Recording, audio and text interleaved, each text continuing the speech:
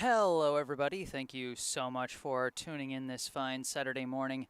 My name is Jesse Mayfield-Sheehan. I am coming to you live from Daly Field in Boston, Massachusetts, here to bring you some semi-pro football action here courtesy of the East Coast Football League. Today's contest pits the hosting Brookline Golden Badgers, seen with the black jerseys and fittingly golden jersey numbers, up against the visiting Silver City Wolves with, again, the fitting colors, the silver jerseys with the white jersey numbers. It's gold versus silver today. Game set to start in about 15 minutes, assuming we start on time, as we are scheduled for an 11:15 a.m. start here on Saturday, July 10th. This will be the second game of the season for both teams here in Week 3 of the East Coast Football League season. And for the Golden Badgers, just their second season as a member of this league, and last season they really couldn't have picked a much tougher season to start in a new league last year. Of course, in this time in the summer last year, we were just starting to have sporting events at all. Late in the summer, the league season had to start later than it usually would. They couldn't play any games in Massachusetts at all. They had to play all their games up in New Hampshire, trying to scramble together whatever leagues they could find to get permission for. It was a real logistical nightmare, as it really has been for much of the past year. And to be able to just while the Golden Badgers were not the most competitive team over the course of that previous season, I think they finished with about 1 or 2 wins last year. They may not have been the most competitive, may not have been vying for a championship, but just the fact that they were able to get through their first season in a new league while facing the nightmare that was 2020, I think it really does speak to the dedication of this organization, the coaches, the players, all the people that helped to make that possible. But meanwhile, it's a new season. We've got football back in Massachusetts where we want it. And should be a fun one, I think, as we get ready to start this matchup. As I said, their opponent, the Silver City Wolves. And for those of you not well in the know, Silver City is the nickname of the city of Meriden, Connecticut. So it'll be a Massachusetts team against a Connecticut team, gold versus silver, here at Daly Field. Both teams come into this matchup with a record of 0-1 in the first week of the season, playing on June 26th, so 3 Saturdays ago. Oh, no, actually, 2 Saturdays ago, it was week 2 on June 26th. That was when the Golden Badgers played their season opener. They played it on the road against the Connecticut Brawler, and they suffered an 18-6 defeat. A week before that, in week 1, on Saturday, June 19th, the Silver City Wolves took on the Connecticut Thundercats and lost by an even lower score of 6-0. So these are two teams that have shown their abilities on defense pretty well thus far. Both have held their opponents under 20 points in their season opener. But just 6 points between the two of them in their two respective games. So two teams that have kind of struggled offensively to start but have shown some good defensive ability. So this could be a real grinder of a game. This could be a game where teams really have to fight for every yard, every first down, really every inch. Could be a very low-scoring affair, and it could be one where you're just looking for that one big play to really break things open. Once again, I am Jesse Mayfield-Sheehan, bringing you live coverage of this East Coast Football League game here at Daly Field in Brookline, Boston, Massachusetts, between the Brookline Golden Badgers and the Silver City Wolves. We're still a little over 10 minutes away from our scheduled start time. So in the meantime, let's take a look at our rosters, starting with the visiting Silver City Wolves. Just in no particular order as it was given to me, we have number 83, Nils Anderson. Number 34, Brian Morales. Number 20, Frank Picarillo. Number 21, Mike Maisetyukau. Number 8, Kevin Paradis. Number 16, Robert Castro. Number 32, Chris Mark Anthony. Number 4, Jordan Hines. Number 12, Keon Walton. Number 10, Josh Ortiz. Number 35, Jeremiah Foreman. Number 6, Kamaz Williams. Number 87, Elton Pineda. Number 27, Michael Johnson. Number 47, Christopher Pineda. Number 14, Clayton Torres. Number 24, Ronald Baer. Number 25, Kyle Kraft. Number 17, Josh Arnold. Number 9, Hugh McCalla. Number 5, Joe Robinson. Number 0, Treron Bryant. Number 15, Kyle Davis. Number 11, Brian Pelletier. Number 22, John James. Number 75, Tyreek Martina. Number 50, George Cologne. Number 1, Josiah Simmons. Number 86, Omar Vega. Number 7, Alric Stevens. And number 13, Bradley Polanco. So that is the roster for the visiting Silver City Wolves, and if there are any Wolves fans on here watching that know the correct pronunciation of any of these names, if there's anyone I'm getting wrong, please feel free to correct me in the live chat. I not only welcome that, I encourage it. I want to get these down as accurately as I can. And I encourage that to the Golden Badgers fans as well as I get ready to read off the roster for the home team here. Going in numerical order as it is listed on the league site. First off, we have a running back, number 0, Dash Lee. A wide receiver, number 1, Jeff Jean. A quarterback, number 2, Keith Barrasso. A strong safety, number 4, Ralph Duperville. A running back, number 5, Jean Janvier. A wide receiver, number 6, Braxton Fernandez. A wide receiver, number 7, Miles Oakletree. A fullback, number 8, Kirk Prescott. A defensive end, number 9, Hugh Simmons. A safety, number 10, Felipe Andrade. A linebacker, number 16, Isaiah Champagne. A safety, number 20, Damond Bonner. A cornerback, number 21, Mike Middleton. A wide receiver, number 22, Dana Parello. A running back, number 23, Taquille Butler. A linebacker, number 25, Dante Wilson. A cornerback, number 26, Desmond Rogers.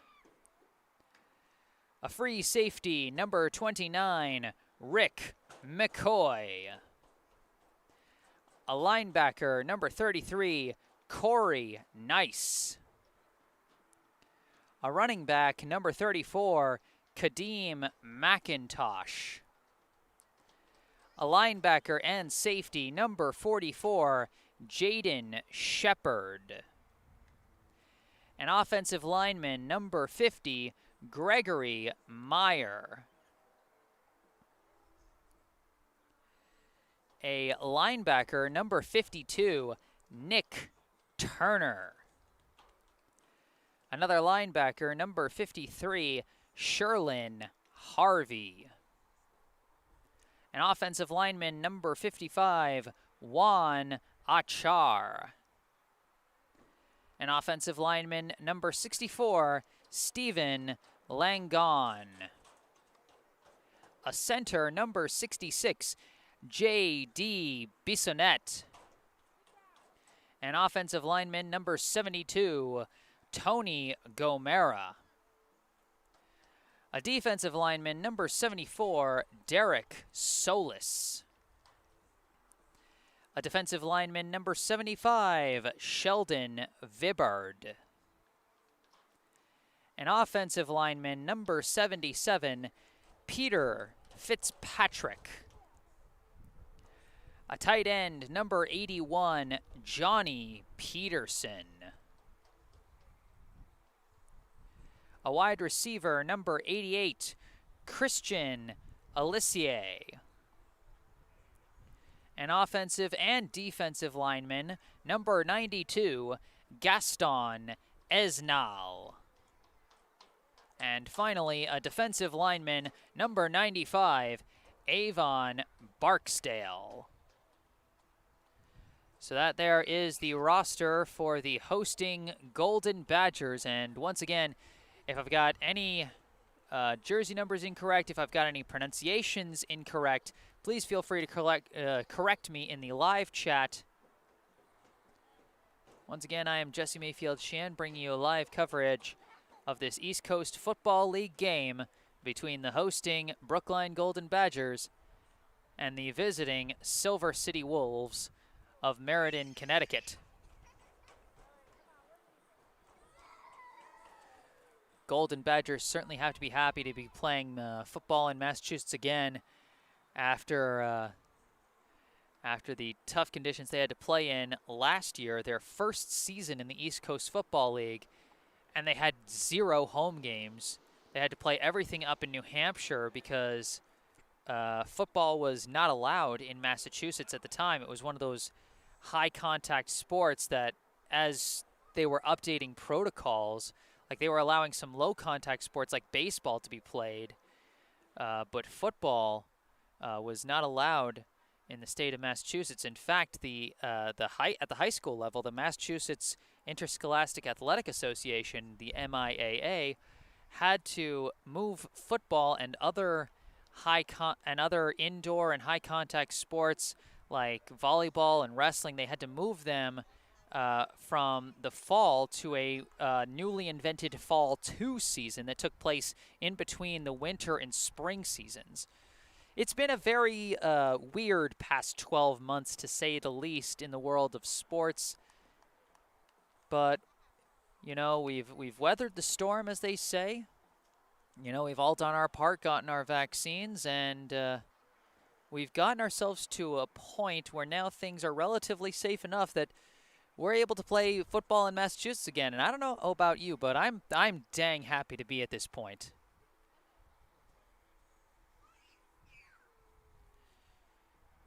We're getting close to our scheduled start time. It was scheduled to start about 11:15. Pretty nice day for football, I gotta say. I think temperatures in about the low 70s. We got a nice breeze coming off the river over on my left. As I stare out at the community rowing building that is right next to this football field, Daly Field, out here in Boston, Massachusetts. It's a cloudy day, you know, but fingers crossed, no rain. We've certainly had plenty in the precipitation department in this area of late, and we're forecasted to get more in this coming week. But today seems to be a clear day, following up last night's pretty torrential downpours. And that's a whistle from the official, which tells me that we're just about ready to get this game underway. Once again, we have the hosting Brookline Golden Badgers over on my right in the black jerseys with fittingly golden jersey numbers, while the Silver City Wolves also running a fitting color scheme, their silver jerseys with the white jersey numbers.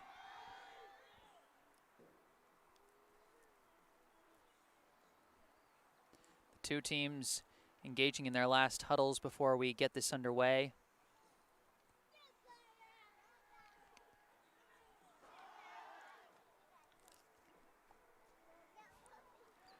Again, both teams an 0-1 record coming in, both coming off of low-scoring contests. The Wolves played in Week 1 on June 19th and suffered a 6-0 loss to the Connecticut Thundercats, while the Golden Badgers in Week 2 on June 26th suffered an 18-6 loss to the Connecticut Brawler on the road. We are now in Week 3 after the league kind of took a break for Independence Day.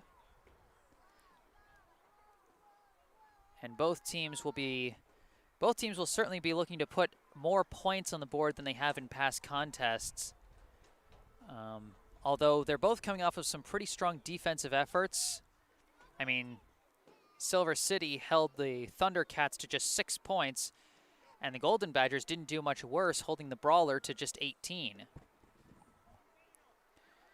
So, like I was saying earlier, this could be a real grinder we're in for here. A real battle for every inch of the gridiron, or just a single big play could break everything open.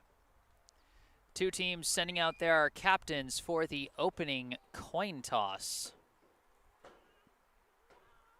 as we get ready to see who will receive the opening kickoff.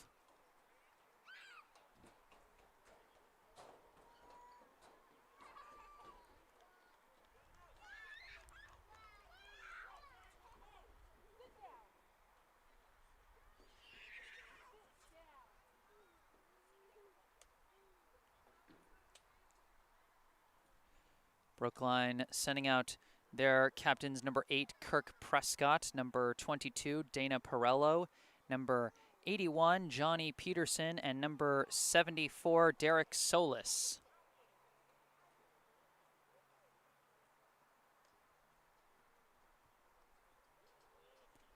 Officials getting ready to toss.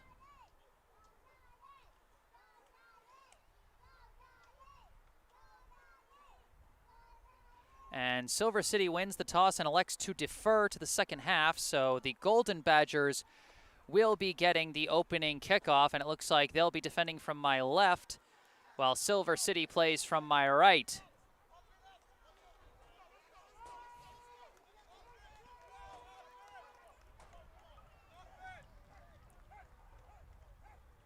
So Brookline will be getting the ball first in what projects to be a strong defensive matchup. So if you want to make a statement, you want to go down the field and get on the board early.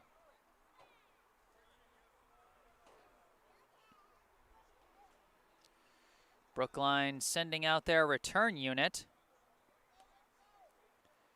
And it looks like they're going to have 2 back deep. That's going to be number 1, Jeff Jean, and number 4, Ralph Duperville. Or no, actually, Duperville is going to come up, and going back with Jeff Jean is going to be number 5, Jean Janvier. Silver City out with their kickoff unit. Looks like kicking off for them is going to be number 22. Or maybe I'm reading the number wrong. Might be reading the jersey number wrong on that one. As we get ready to get this one underway, there's the whistle. The Wolves kick it off, and here we go. It's a short kick. Charging in and collecting it is John Vier. He runs, looking for a hole, and he gets tackled from behind. He lost the football! Are they going to say he was down by contact? Either that or The Golden Badgers managed to recover. It looks like number 34, Kadeem McIntosh, fell on the football just in case. A nice tackle from behind for Silver City by number 13, Bradley Polanco. It'll be 1st and 10 for the Golden Badgers as they get the first drive here at Daly Field. Looks like the ball is going to be spotted at about the 30-yard line. Indeed, the Golden Badgers will be starting at their own 30. Taking the snap out of shotgun will be number 22, Dana Perello. He sends Duperville in motion over to his left. One back behind him as he also sends Jeff Jean in motion into the backfield. And he gives the ball to Jean. Jean runs to his left and gets a small gain there. Might have been a couple yards. So Jeff Jean gets the first carry of the ball game. Coming out of motion, looked like they were operating out of the flexbone formation there,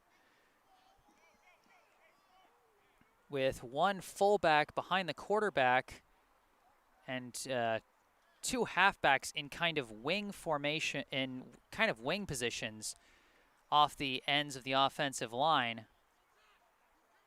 while they send one receiver out wide. They've got Jean and John Vieira at the halfback positions on either side. They got Duperville out wide. This time they send John Vieira in motion, and they're going to give to the fullback. He fumbled it. He fumbled the handoff, and it looks like it might have been recovered by Silver City. It is. A fumble on 2nd down is recovered by Silver City's number 5, Joe Robinson.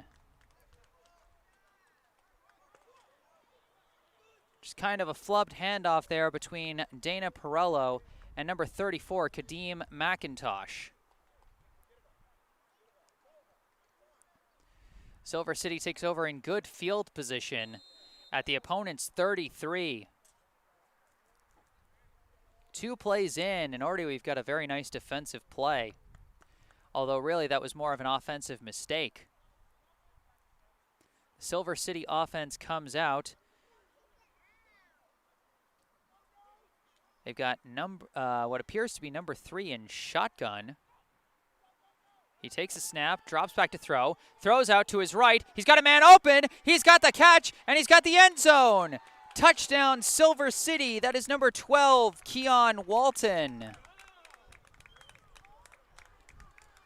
A nice throw on the first play out of shotgun from the quarterback, number 3, who is not on the roster I was given. So, again, if any Silver City fans are watching this and you know who number 3 is, the quarterback, unfortunately, he's not on the roster I was sent, so I can't give him credit for a nice passing touchdown there. I can give credit to Keon Walton for the nice 33-yard touchdown grab as the Silver City Wolves take a 6-0 lead over the Brookline Golden Badgers here in the first quarter. Unfortunately, they do not have the scoreboard running, so I can't tell you exactly how much time is left in the period. But it looks like Walton is going to follow up his touchdown by kicking for the PAT. Snap, bit of a struggle with the hold, but he managed to get it down. The kick is wide left. So Walton can't follow through with the PAT, but he does find the end zone. The first touchdown of the season for the Silver City Wolves after they were blanked by the Connecticut Thundercats in their season opener. And it's a 33-yard touchdown pass to number 12, Keon Walton. 1 play, 1 score, 33 yards. So Silver City with a big strike to open this one as they take advantage of the early Badgers turnover. Now their kickoff unit comes out again. Walton will be kicking off. Once again, back deep for the Golden Badgers will be number 1, Jeff Jean, and number 5, Jean Jean-Vier.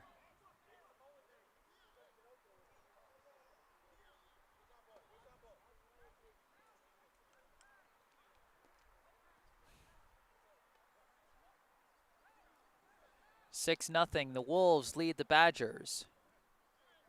Walton kicking off after scoring the 33-yard touchdown. Kick is away. Short kick. And they let it bounce. A bit of confusion there, but it's eventually scooped up by Jean.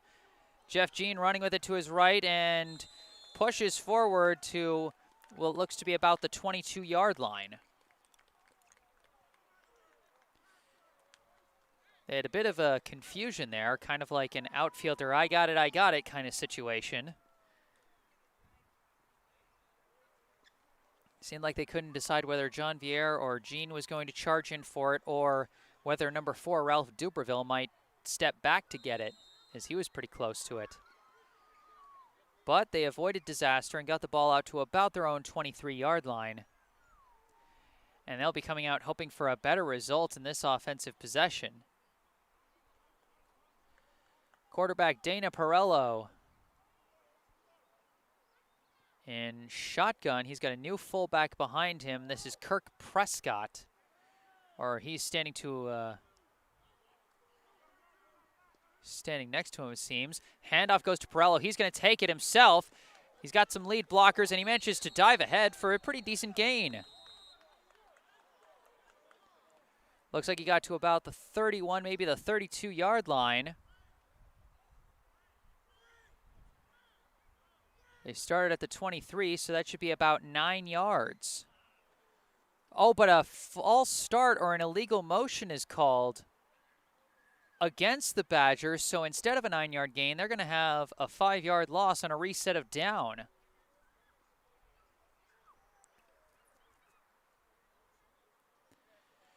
So, again, an early setback for the offense. Not quite as catastrophic as that last possession, but certainly not how they want to start things. It'll be 1st and 15. They'll be starting from what looks to be about the 18-yard line. So instead of 2nd and 1, we have 1st and 15. Perello again lining up. He's got Prescott to his left.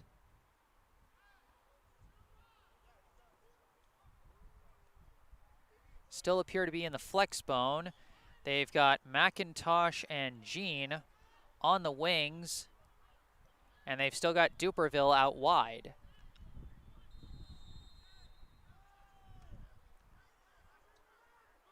First and 15. Perello takes the snap. He's going to run to his left. He's going to cut back towards the middle, finds a bit of a hole, still going, still trucking, and he gets another nice gain. So he undoes the damage of the penalty and manages to get himself a little bit ahead. Looks like he got himself out to about the 26-yard line. So not quite the 2nd and 1 situation that they had originally, but he manages to mitigate the damage and get it down up to about 2nd and 7. Nice 8-yard run from the quarterback, Perello. If that first run had counted, he'd be averaging 8.5 yards per carry. And it looks like we've got a player trotting off for a possible injury. That's number 44, Jaden Shepard. We certainly hope he's okay. In the meantime, the Golden Badgers offense getting set for 2nd and 7. Perello in shotgun. It looks like he's got Prescott behind him. Sends Jean in motion over to the left, takes the snap, drops back, looking for his first pass. Pass rush coming. He just has to throw it away, and he throws it. Oh, it was dropped! Almost a freebie interception for the Wolves.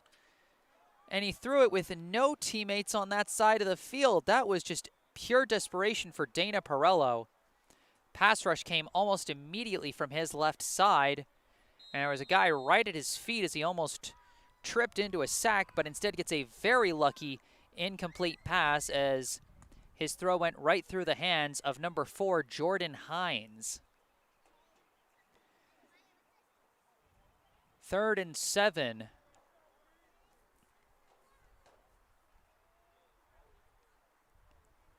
Golden Badgers trying to make something happen as they almost just had their 2nd turnover of the game, and that one could have potentially turned into a pick 6. They come out with 3 receivers to the right and 1 to the left. Looks like they've got Gene, McIntosh, and I believe Peterson on the right as Perello takes the snap with Prescott to his left. Gets rushed immediately, and he has to take off and run. He manages to shake off one tackle and burrow ahead. He's got it close to the marker. That's going to be close, and they're going to signal first down, Golden Badgers. Dana Perello came out with 4 receivers, a clear passing play as he took it out of shotgun and stepped back to throw, but the pass rush came almost immediately. But the quarterback, with his swift feet, managed to make something out of nothing there. Gets his team all the way from the 26 to the 33, the exact 7 yards he needed for that first down. Big conversion for the Golden Badgers. As they're trying to fight back in this one, they trail Silver City 6-0.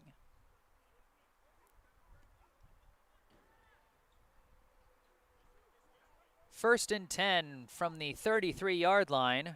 Perello in shotgun. He's got Prescott behind him, I believe. He sends Duperville in motion over to his left. He's got, I believe, Gene and McIntosh on the wings.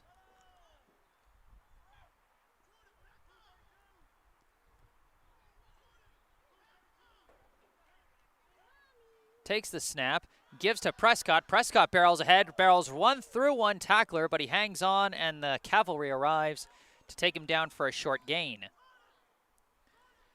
The fullback, Kirk Prescott, gets the give that time. And it looks like he may have gotten a fairly decent gain. They're going to spot him at the 36-yard line. So a 3-yard run by Kirk Prescott on first down gives them 2nd and 7 yards to go. Once again, here in the first quarter, it is a 6-0 lead for the Silver City Wolves, courtesy of a 33-yard touchdown pass from the quarterback, number 3, who is not on my roster, to number 12, Keon Walton. That, of course, coming off of an opening drive fumble by the Golden Badgers, who are now trying to put a drive together. Perello sends Gene in motion to the left side, and he gives to Prescott again. Prescott barrels at the middle. He's got some room to work here, and he barrels ahead. That's close to the marker. That might be a first down. And that'll be a first down conversion for Kirk Prescott. The co-captain barreled ahead, found a nice hole up the middle, and burst right through for what I believe is a nice 7-yard gain. Goes from the 36 to about the 44, so a nice 8-yard gain there.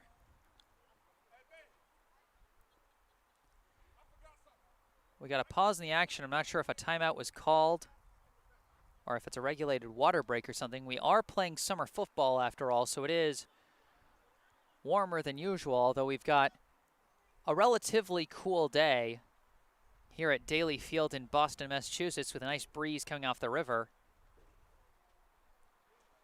Once again, I am Jesse Mayfield-Sheehan, bringing you live coverage of this East Coast Football League game between the Brookline Golden Badgers and the Silver City Wolves.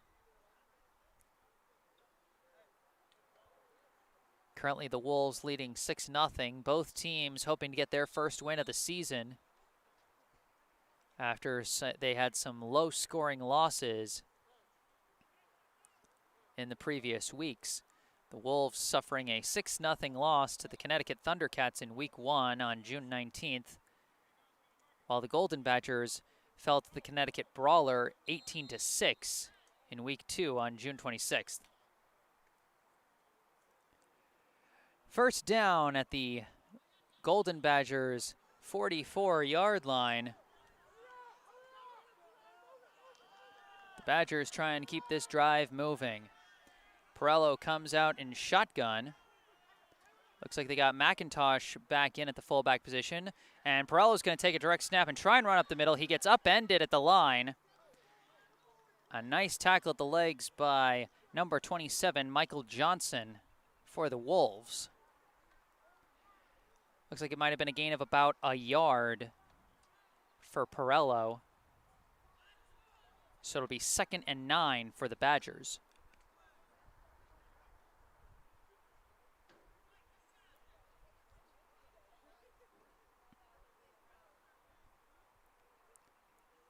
Only one attempted pass for the Badgers thus far. It's been all the running game, and that one attempted pass almost turned into a pick six. The only other passing play they've run turned into a keeper for the quarterback, as the pass rush has been very effective for Silver City so far. Jeff Jean goes in motion, and he'll get the handoff, and he goes up the middle, barrels ahead for a short gain, might have been 2 or 3 yards.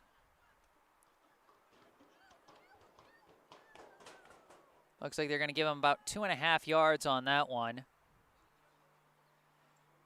So it'll be 3rd down and about 7 yards to go.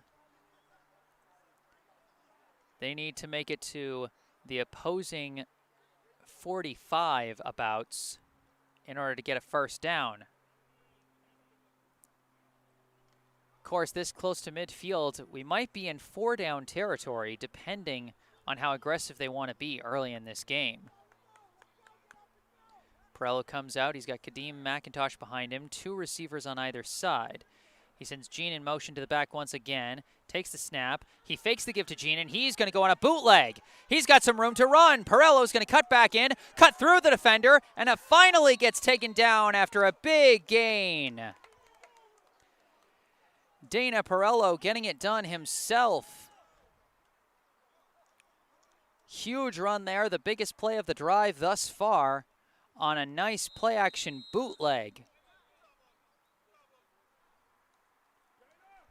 1st down, and it looks like we got a timeout called by the Golden Badgers. Here in the 1st quarter, it'll be 1st and 10 from the Silver City 31-yard line as the Golden Badgers continue their drive. Once again, thank you all for tuning in. My name is Jesse Mayfield-Sheehan. I am bringing you live coverage of this East Coast Football League contest here at Daly Field in Boston, Massachusetts. The visitors, the Silver City Wolves, currently hold the lead 6-0, courtesy of a 33-yard passing touchdown to Keon Walton.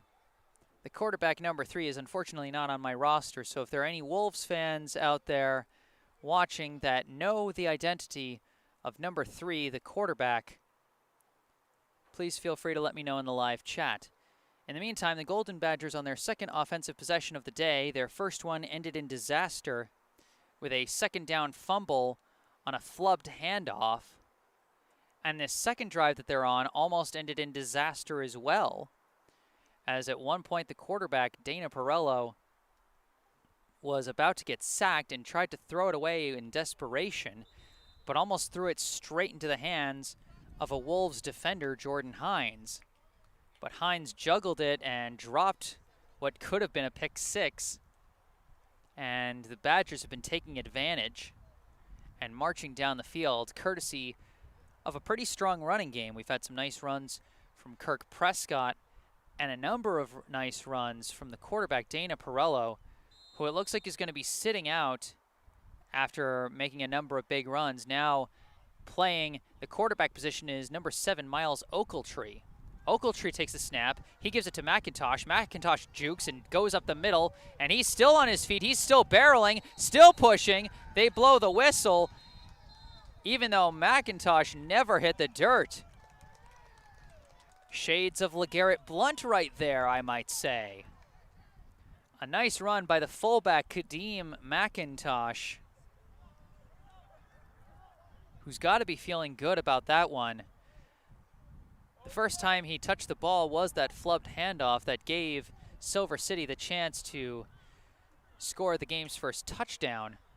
But now McIntosh with a nice run gets his team down to the opposing 24-yard line. So a gain of 7. It'll be 2nd and 3 from the Silver City 24. Perello back out in the quarterback position. He's got Jeff Jean and Jean John Vieira on the wings. He's got Kadeem McIntosh behind him. And the snap is flubbed, and Perello barely manages to recover just in time before being tackled by number 27, Michael Johnson. So a disastrous snap there puts the Golden Badgers in a bit of a 3rd down hole here. All the way back to the 36-yard line. It'll be 3rd and 15. A 12-yard loss on the flubbed snap.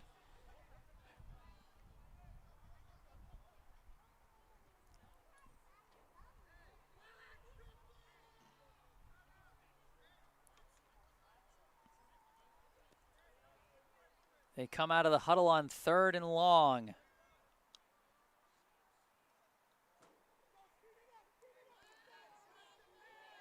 Perello in shotgun. He's got a couple of fullbacks out there, but we got a timeout called by the Golden Badgers. If I'm not mistaken, that's their 2nd timeout of the half already. And I believe we're still in the first quarter. Of course, I can't see on the scoreboard the time, but this is only the 3rd possession of the game so far. They seem to be in a bit of confusion about the formation, as it was the co-captain fullback Kirk Prescott who called the timeout.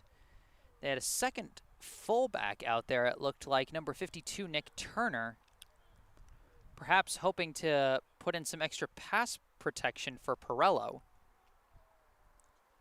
The passing plays haven't exactly gone to plan for the Golden Badgers thus far. They've only run 2 designed passing plays, one that almost went for a pick 6 and one that had to change into a running play because the pass rush was coming so fast. They come out of the timeout. Perello in shotgun, just Prescott behind him. Jean and John Vieira on the wings, and he's got number 23 out wide. Jean goes in motion, gets the handoff, goes to his left, and doesn't find much room, a short gain there.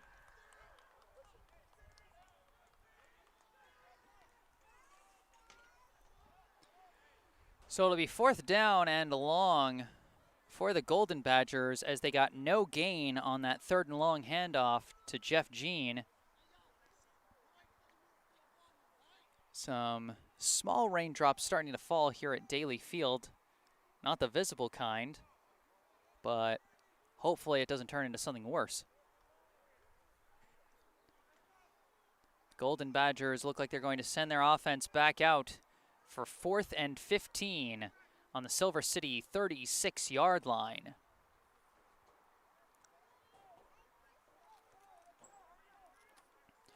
Perello in shotgun. He's once again got number 23, Takeel Butler, out wide to his right.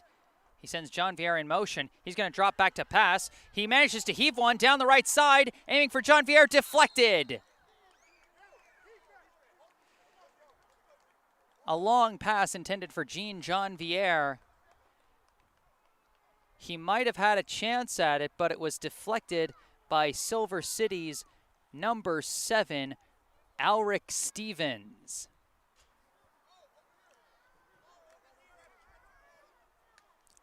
But instead, it'll be a turnover on downs.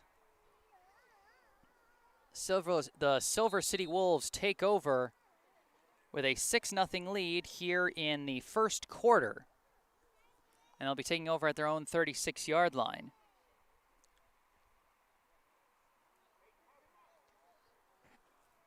So a good drive for the Golden Badgers, but unfortunately it ends in disappointment, as they overcame a number of mistakes but couldn't overcome the last one off that botched 2nd down snap.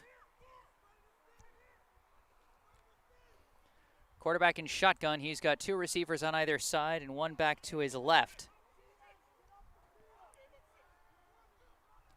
Takes the snap, hands off. Running back goes to his right, finds a small hole, but then runs into his own lineman and gets taken down. That, I believe, was Silver City's number 6,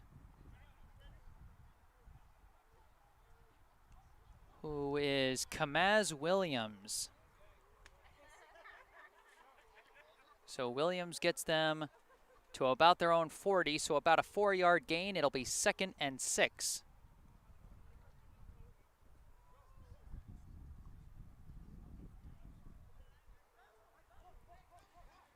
Sun's starting to peek through the clouds here at Daly Field. 2nd and 6 for the Wolves at their own 40. Snap is collected and given to Williams again. He cuts out to his right. He's got some room down the sideline. He gets pushed out of bounds, but not before getting the 1st down conversion. Kamaz Williams getting off to the races here for Silver City as he converts the first down and gets his team out to about the 49-yard line. A 9-yard gain on that run. He's rushed for 13 yards from his first 2 handoffs.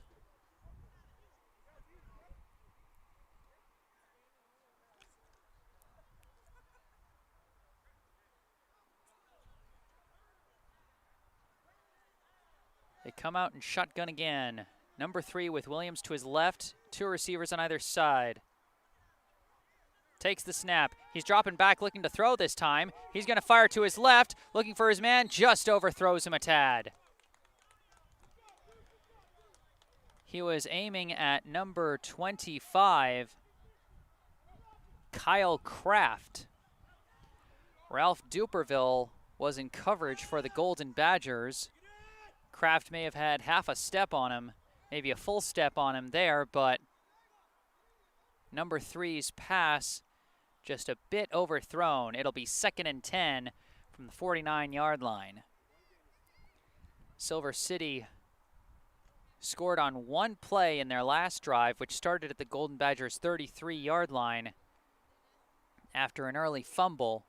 That turned into a 1-play touchdown pass to Keon Walton. 6-0 the score. 2nd and 10, and number 3 drops back, does a quick dump pass over to Kraft. He shakes 1 tackle, dives ahead, and that's going to be close to the first down marker.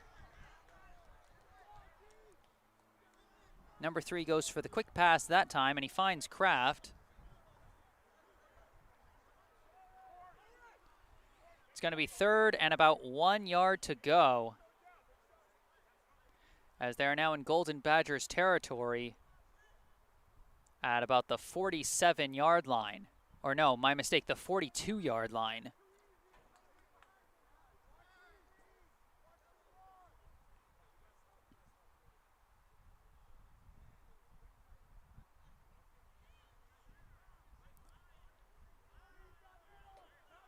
Number 3 takes the snap, fakes the give to Williams. He's going to carry it himself, and he's going to get the first. He gets taken down, but well past the... We got a flag now. Oh, this flag's going to be big. If this is against Silver City, which the Golden Badgers players are saying it is, and it looks like we got a helmet slam of frustration on the Silver City side, which tells me this is going to be an offensive penalty, and a costly one at that. The quarterback, number 3, would have had the first down conversion.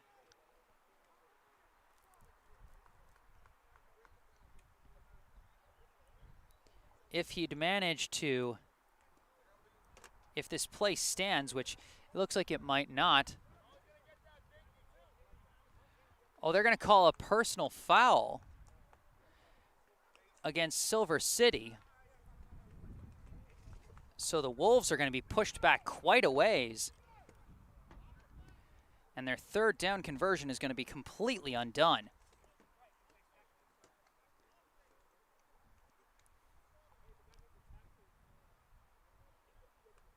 A costly penalty pushes them all the way back to the 48-yard line. A 10-yard penalty. And now instead... Oh no, they're going to call it after the conversion. So they're giving them the first down, but they're pushing them back. That is the strangest thing. Number 3 takes a snap, pass rush coming. He just has to float it up. He's looking for number 1, and he's got him. He had a step on his man, and he's shaking off the tackle, and he's going to keep going, and that's the end zone. Big touchdown, 52 yards on the throw to number 1, Josiah Simmons. Number 21, Mike Middleton, was in coverage, but he just was a step behind him, and when he tried to make the tackle, he could not wrap him up. 2nd touchdown pass of the day for Silver City's number 3. And another big touchdown pass now gives the Wolves a 12-0 lead over the Golden Badgers as they line up for the extra point.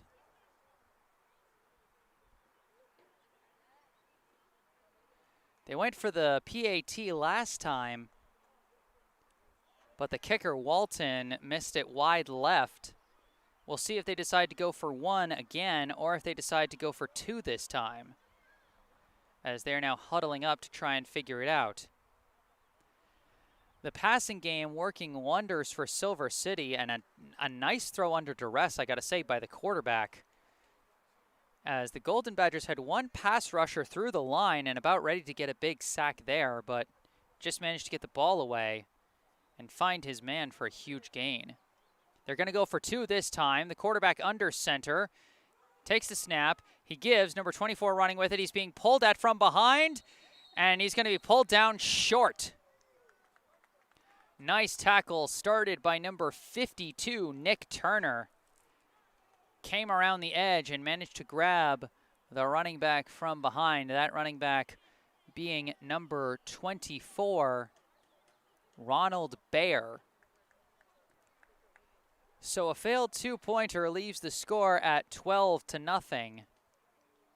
The visiting Silver City Wolves hold the lead over the hosting Brookline Golden Badgers here in the first quarter.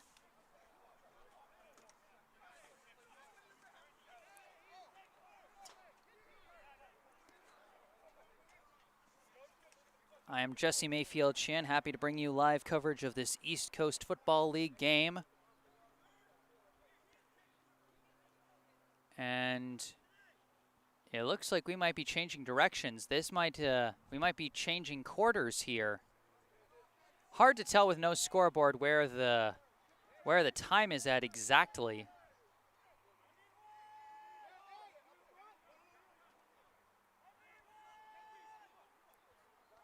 But yeah, it looks like we're going to be switching directions. So that's the end of the first quarter. After one, your score is the Silver City Wolves 12, the Brookline Golden Badgers 0.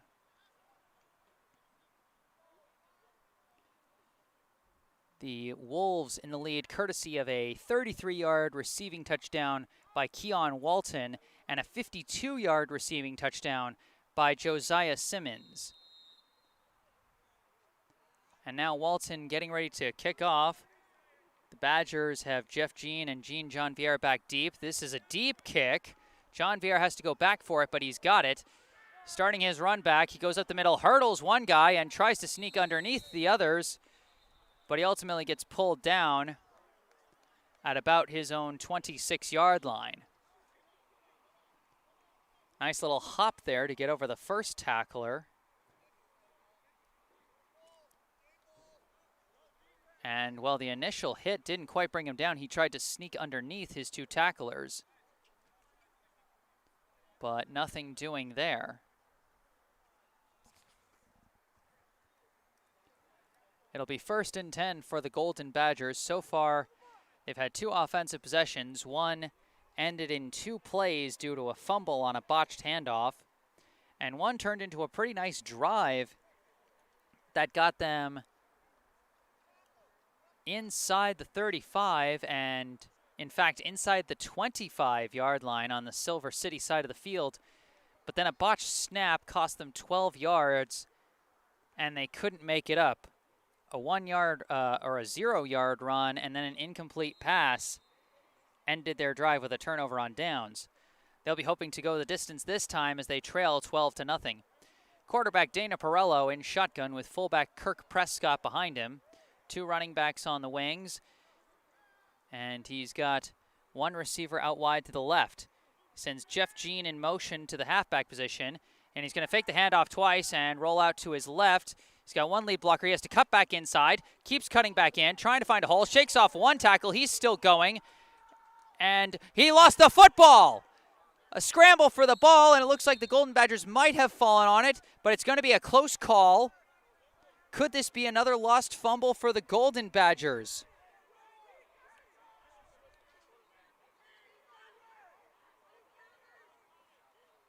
No, they're going to say the Golden Badgers managed to fall on it. A hard hit on Dana Perello, and he looks like he's gotten sick after that one. So he's coming off the field. It was a valiant effort. He shook off a number of tacklers. But then while he was getting twisted around by one tackler, one rammed right into his carrying arm. And the ball got jarred loose. And I think it was Jean Janvier who fell on the ball and just managed to avoid disaster there. So now coming out in the quarterback position will be number 7, Miles Ochiltree.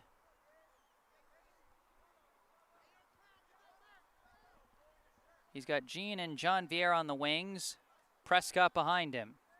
Takes the snap, the give to Prescott. Prescott heads up the middle. And it looks like he's going to finish off the first down there. It was 2nd and short after the valiant first down run by Perello and the heads-up fumble recovery, I believe, by Jean Janvier. So the Golden Badgers get out to their own 44-yard line for a fresh set of downs.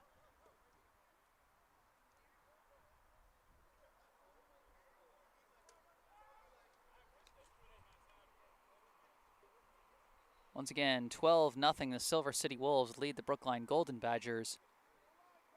And the Badgers trying to make something happen here.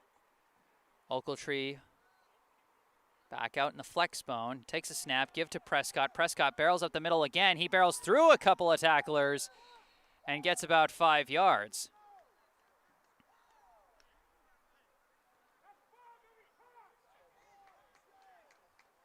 The Brookline fullbacks have done a really nice job. Kirk Prescott and Kadeem McIntosh have had some nice runs where they just barrel over guys. Some old school north-south hard-nosed football.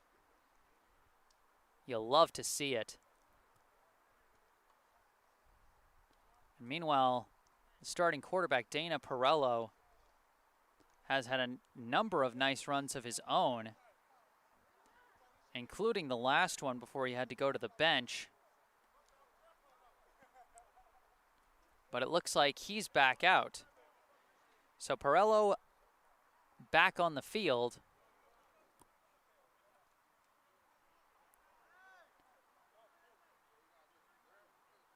He sends Jean in motion over to his left side, takes the snap, decides to drop back to pass, pump fakes and takes off to run, but he's going to be sacked from behind. Taken down by number 32, Chris Mark Anthony. They move back a couple of yards.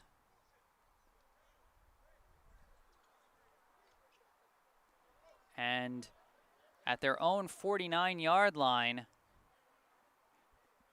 it's going to be 3rd and about 5. They need to get to the Silver City 46-yard line to convert this one. Badgers probably in 4-down territory in this part of the field. But they would probably prefer to convert on this down and not push the issue.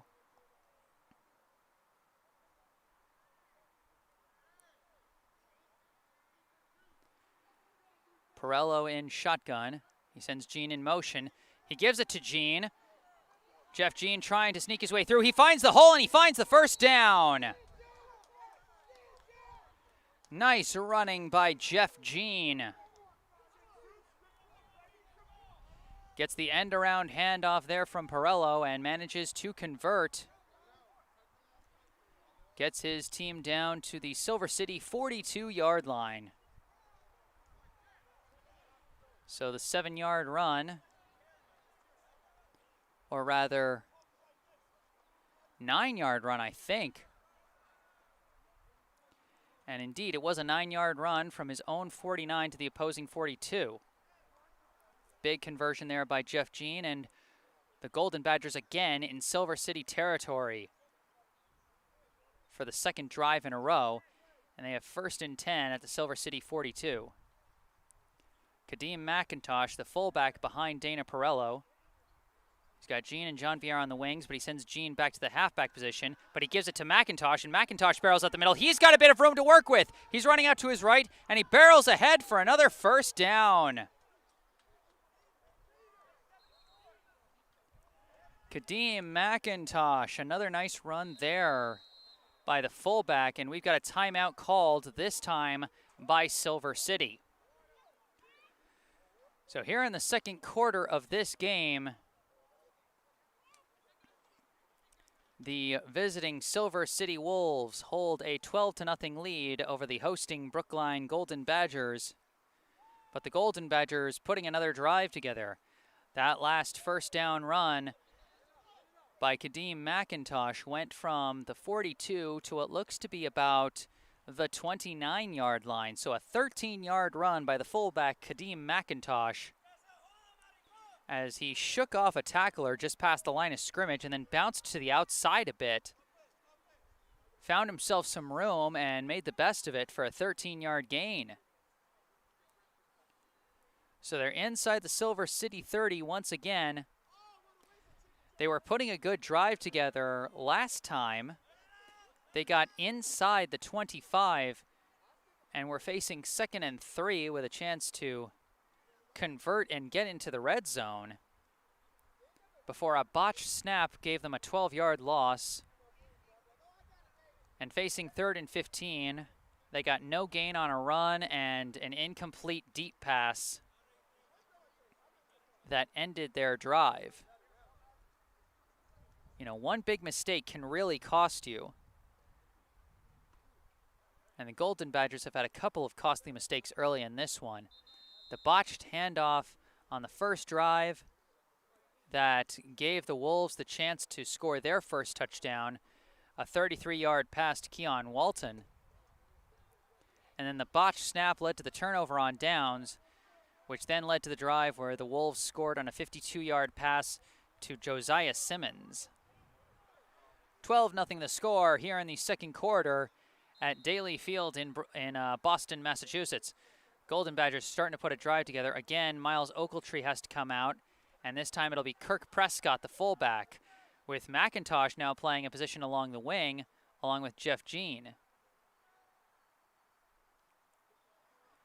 McIntosh in motion. He comes behind Prescott. The snap is flubbed, and he's lost track of it, and it's going to be recovered by Silver City. That's going to be recovered by number 27, Michael Johnson. What a nice day he's having on the defense. He's had a couple of nice tackles, and he gets to take advantage of another botched snap for the Golden Badgers. That one not really so much botched on the snap, so much it was botched on the handle by Ochiltree. He juggled it. It went off his chest, and he couldn't collect it, and then he just didn't know where it was. He was spinning around looking for it, and it was right at his feet. And then as he was getting ready to fall on it, he got pushed away by Johnson, who then fell on the ball. And so once again, bad luck and a costly mistake gives the ball back to Silver City as they are attempting to extend their lead. 12-0 the score here in the second quarter. Two receivers on either side, one back to the left of the quarterback, number 3 in shotgun. Sends one receiver in motion closer in. He takes the snap, drops back, looking to pass, being pursued by Ochiltree. He escapes, starts to run to his right, and he tries to unload a throw, but it's botched. Could have potentially been a fumble as he just lost control of it there. But the officials call that an incomplete pass. The throw by Garcia, as I was able to read off his last name on the back of his jersey. Once again, his name not on the roster I was given. But he botches the pass there, and that'll make it 2nd and 10.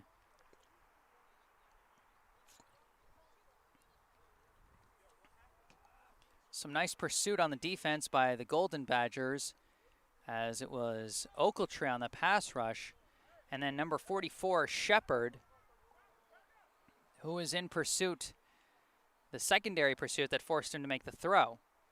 They come out with 3 receivers to the right as they move from the left hash. 2nd and 10. The snap to Garcia. He steps back. Pass rush is coming. He dumps it off quick to the running back, who shakes off one tackle amazingly and keeps going. That is number 6, Kamaz Williams. He's had a couple of nice runs out of the backfield already today, and that time he takes the dump-off pass from Garcia and makes the most out of it. It'll be third down from the Silver City 47-yard line. They need to get to the 49. 3rd and 4 for the home team.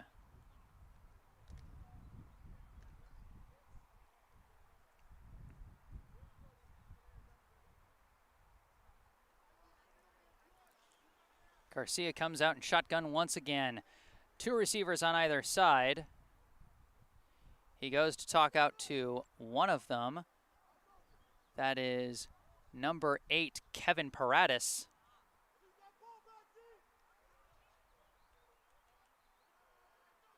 Snap.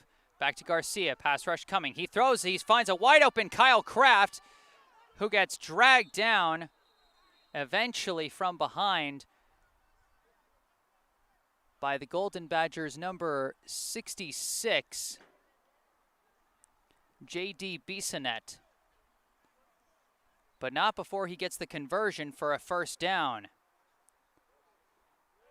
Another smart short pass by Garcia, as Kyle Kraft was wide open for that one. He gets his team down to the Golden Badgers 46-yard line. So about a 7-yard pass there from Garcia. 1st and 10, they are in Golden Badgers territory.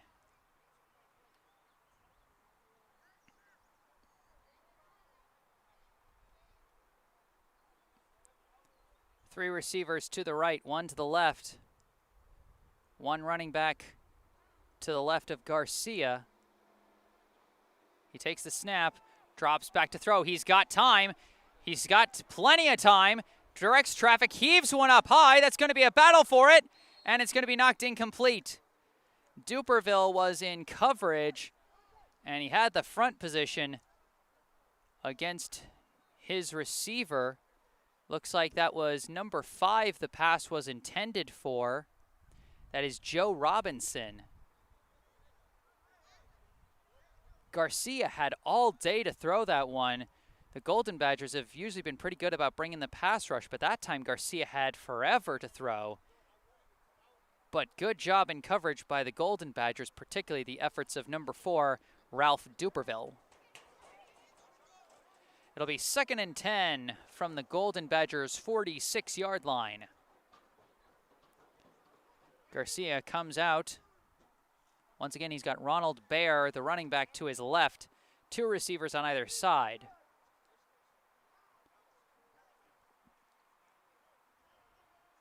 Garcia takes the snap. He gives to Baer, and Baer tries to find some room up the middle. No room at all.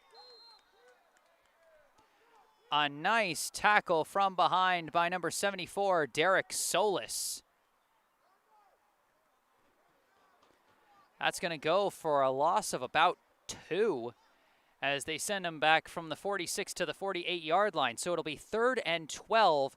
The Golden Badgers defense starting to stand tall here.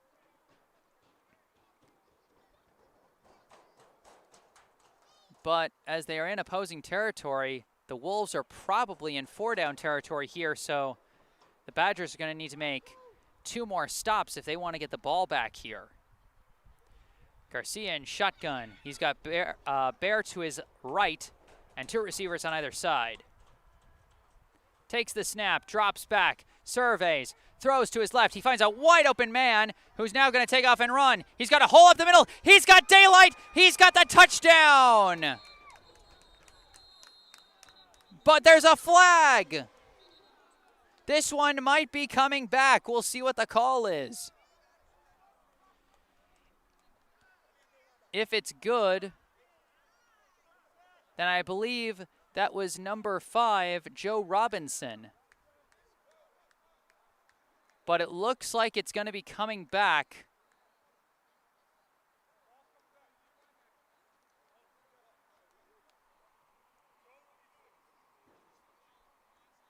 As it looks like the offense is, they are going to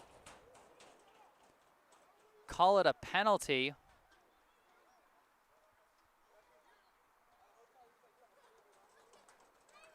And I assume it's against the Wolves, but it looks like they got 5 yards.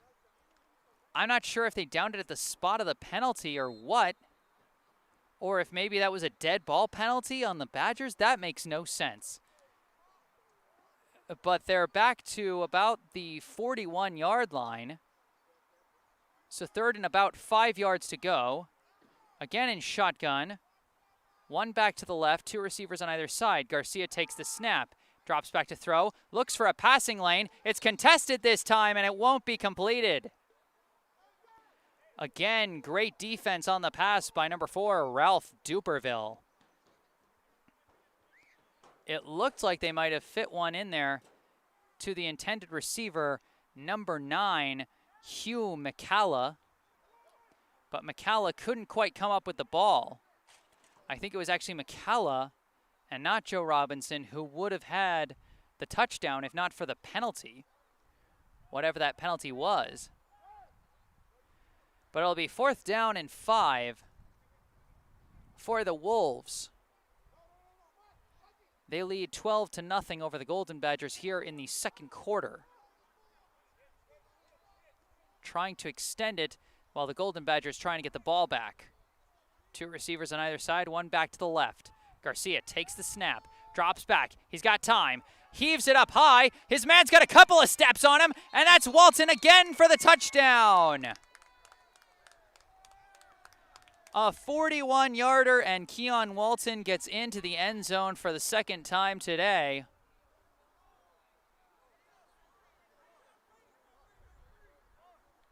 His man just lost track of him there. I'm not sure quite what happened. I believe the nearest defender for the Golden Badgers was number 26, Desmond Rogers. But Walton had like a good 2 or 3 steps on him. I think Rogers was starting to play the ball instead of the receiver, and he just lost track of how much air that ball had underneath it. So another passing touchdown number 3 for Garcia, and receiving touchdown number 2 for Walton. All 3 of Silver City's touchdowns have gone for over 30 yards. One from 33, one from 52, and now one from 41 yards out. As they're going to go for 2, they lead 18-0. Garcia takes the snap, almost flubs it, but then manages to take it in stride and run to his left, and he gets dragged down by Ochiltree. No good. A point-saving tackle by number 7, Miles Ochiltree.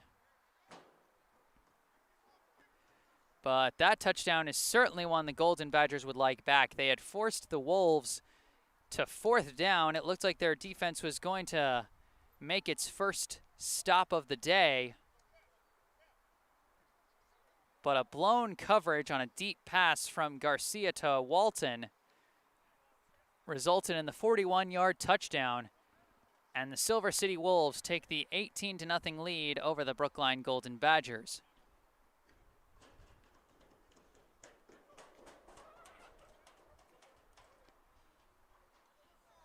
Once again, thank you for tuning in. My name is Jesse Mayfield-Sheehan. I am proud to bring you this East Coast Football League game here at Daly Field in Boston, Massachusetts.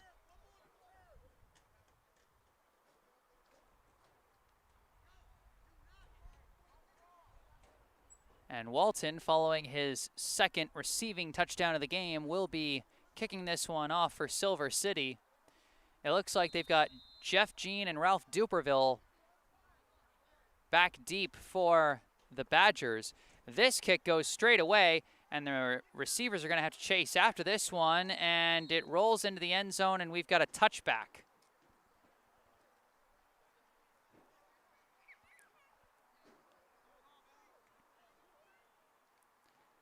So the Badgers will start this drive from their own 20-yard line, and they'll be hoping to avoid disaster. They've had 3 offensive possessions, and it's gone fumble, turnover on downs, fumble. And loose balls have really been the death of the Golden Badgers offense as they start from correction their own 25-yard line. They had the botched handoff on the first drive, a botched snap that put them back on 3rd and 15 when they had a chance to get into the red zone, and then a botched snap again in opposing territory that was then recovered by the Wolves. 1st and 10 from the 25 now. 3 receivers to the left, 1 to the right. Perello takes the snap. He drops back to throw. He's going to heave it down the right side, looking for Peterson, but overthrows him. Johnny Peterson had a step or two on his defender, but Perello just couldn't quite find his man there. He is now 0 for 3 on his few pass attempts, as the Badgers have relied a lot more on their running game to make things happen.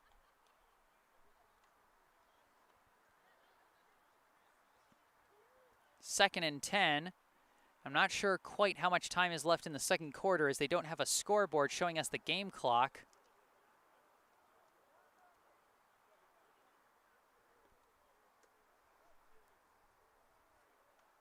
Perello comes out with Kirk Prescott at his left.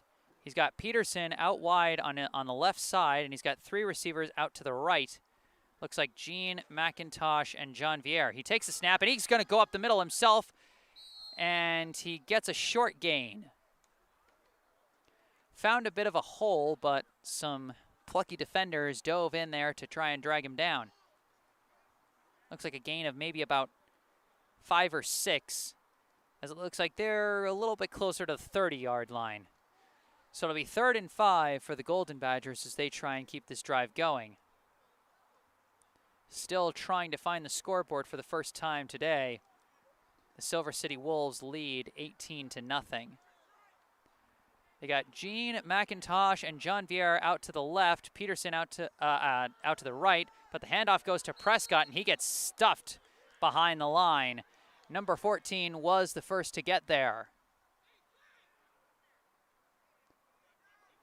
A nice leading tackle by Clayton Torres,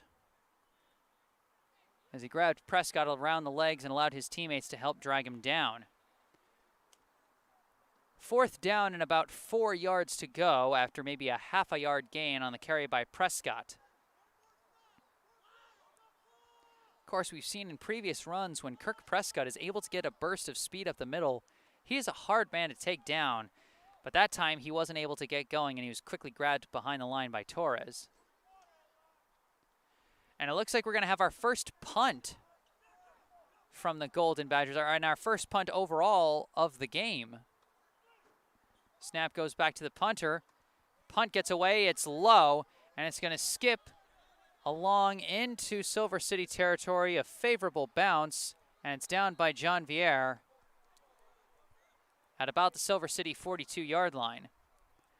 That punt from number 88, Christian Alicia,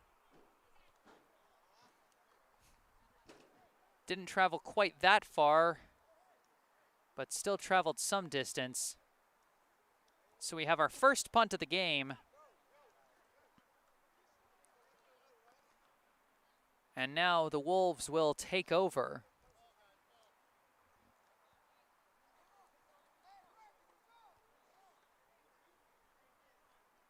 It'll be 1st and 10 at their own 37-yard line. My mistake, I earlier said it was the 42, but it will indeed be the 37.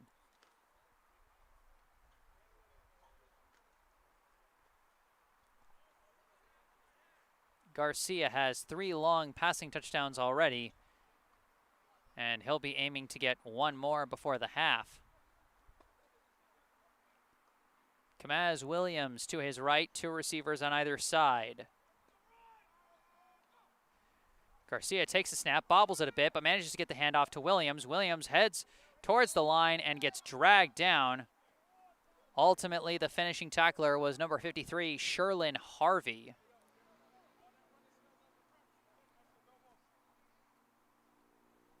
But some nice containment efforts by Brookline. They sealed off the run to his left, and then when he tried to cut back to his right, another defender was there to seal off the edge. And once he tried to cut inside, someone was already there filling the hole. Second about 8 yards. Garcia takes the snap, gives to Williams again. He's going to be dragged down behind the line of scrimmage. Loses his helmet. A nice cavalry tackle there by the Golden Badgers. It looked like it was either Miles Oakletree or number 33, Corey Nice, who got there first. But either way, they both took part in that, along with number 74, Derek Solis. So that undoes what was gained on first down, and so now it'll be 3rd and 10. Again, the Brookline defense standing tall. They just haven't been able to stand tall for 4 straight plays yet, as they are still trying to get their first defensive stop of the game. All 3 offensive possessions for Silver City have found the end zone, all on pretty lengthy passing touchdowns. 2 to Keon Walton and 1 to Josiah Simmons.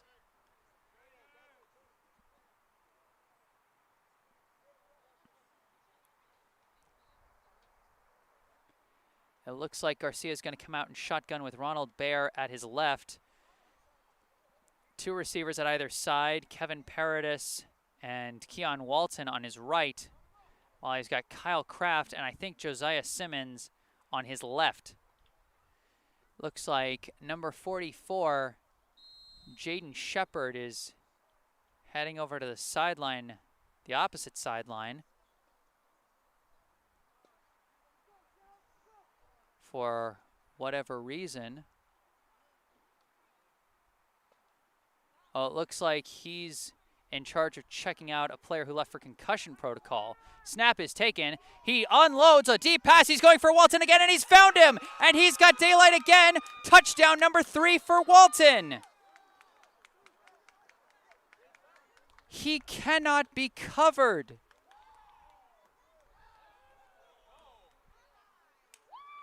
That was a 63-yard touchdown pass from Garcia to Walton, their 3rd scoring hookup of the day.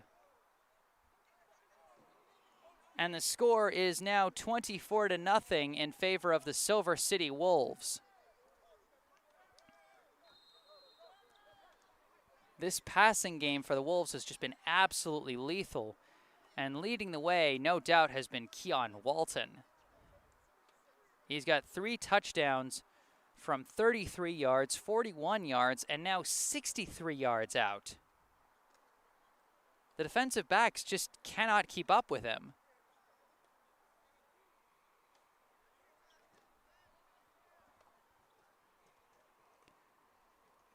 So the Wolves will be going for 2 again. They have failed 2 attempts for 2 thus far, as well as 1 attempt at a PAT. Snap to Garcia. He gives to Baer. Baer is going to head for the end zone. Will he make it? They say he made it. Pushed his way through the defense that time. First successful conversion of the day, and that'll make it 26-0 Silver City.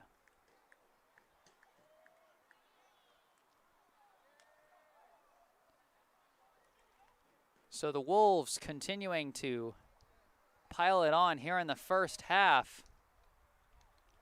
The score here in the second quarter, Silver City 26, Brookline 0.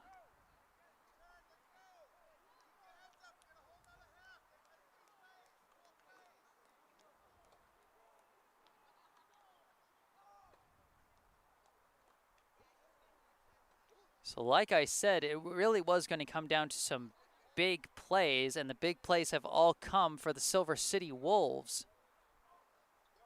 But the thing is, they've had more than 1 or 2 of them.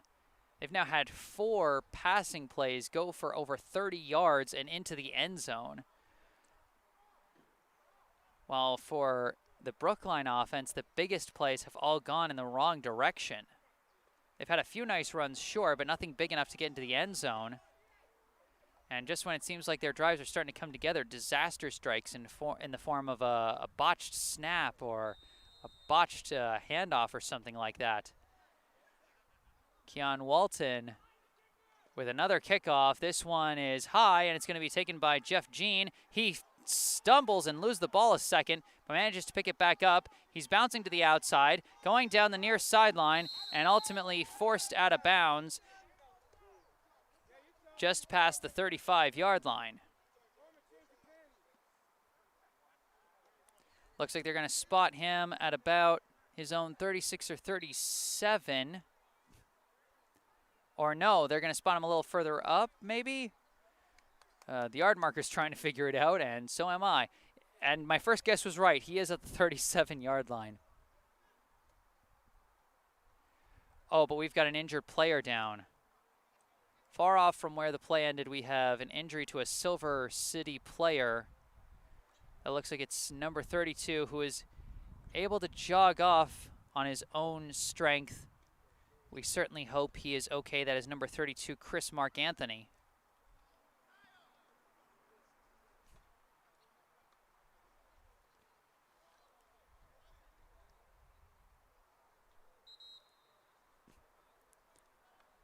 (26-0) the score. The Badgers offense coming out onto the field again. So far, it's been fumble, turnover on downs, fumble, and punt through their first four offensive possessions.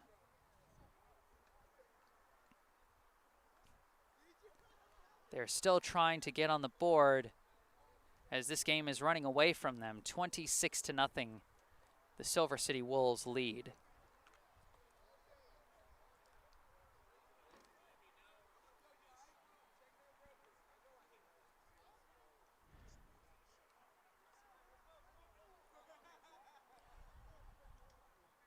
Looks like quarterback Dana Perello is going to come out with fullback Kirk Prescott on his right. He's got tight end Johnny Peterson lined up wide out to his right and three receivers out to his left. Takes the snap, drops back to pass. He runs out of time and he's trying to spin through. He dives ahead and it looks like he either managed to get that to no gain, maybe a gain of 1. And it looks like it's going to be no gain. So prevents the sack, but only just barely as that pass rush started to come through up the middle. So again, nothing much doing on the passing game for the Badgers. The best passing play they've had thus far turned into a running play as Perello had to just turn it into a keeper up the middle. He was trying to do the same on that one after he ran out of time, but couldn't quite find a big enough hole.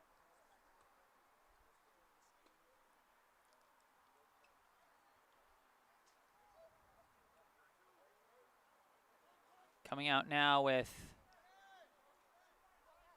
Prescott at his left. He's got Jeff Jean and Johnny Peterson on the wings. He motions Ralph Duperville from his left over to his right. Takes the snap, drops back, pass rush is coming. No one's able to block it and he gets dragged down. That looks like it might be a 1 or 2 yard sack. That's number 14, Clayton Torres, who comes up with it there. It looks like a loss of about 2 yards. Back to the 35. And I think that's the half.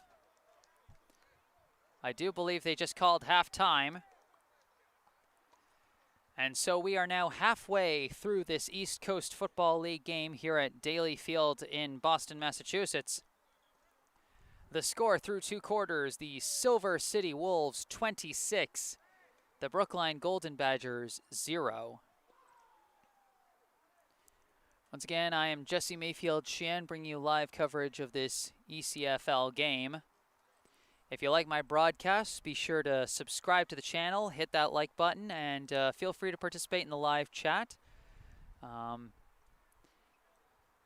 know, you can also, if you want to stay up to date on my upcoming broadcasts, you can stay up to date with me through social media. Links to my Facebook and Instagram accounts are in the description of this video. I am currently doing this as an unpaid volunteer, so if you're feeling generous, want to make a donation, links to my PayPal and Venmo accounts are also in the description of the video. And if you want to make any special requests, coverage of a game that's outside of my normal coverage schedule, or maybe you want a special highlight video put together, you can reach out to me through email at jgms88@gmail.com. Once again, that is also in the video description. But for right now, we are at halftime here at Daly Field. The score, once again, Silver City 26, Brookline 0. I'm Jesse Mayfield-Sheehan, and I'll be back after a mute break. Stay tuned.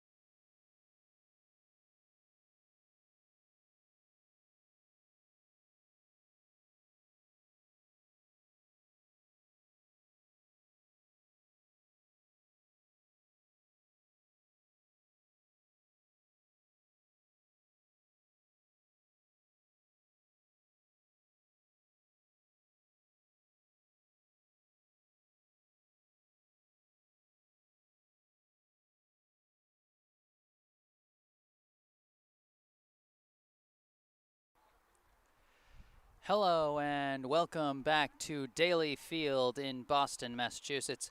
My name is Jesse Mayfield-Sheehan, and I am back to bring you the second half of this East Coast Football League game between the hosting Brookline Golden Badgers and the visiting Silver City Wolves. It's been a bit of a one-sided contest thus far. The Wolves currently leading the home team 26-0 on the back of a very explosive passing attack led by their quarterback Garcia, who has thrown for 4 touchdown passes, 3 of them to what seems to be his favorite deep target, number 12, Keon Walton. He scored the first touchdown from 33 yards out, scored the team's third touchdown from 41 yards out, and then scored their fourth and most recent touchdown from 63 yards out. The second touchdown in the middle of Walton's scoring frenzy came from Josiah Simmons from 52 yards out. So the deep ball has been good to the Wolves so far today. And the Badgers have not had as much luck on the offensive side. Their possessions have gone fumble, turnover on downs, fumble, punt.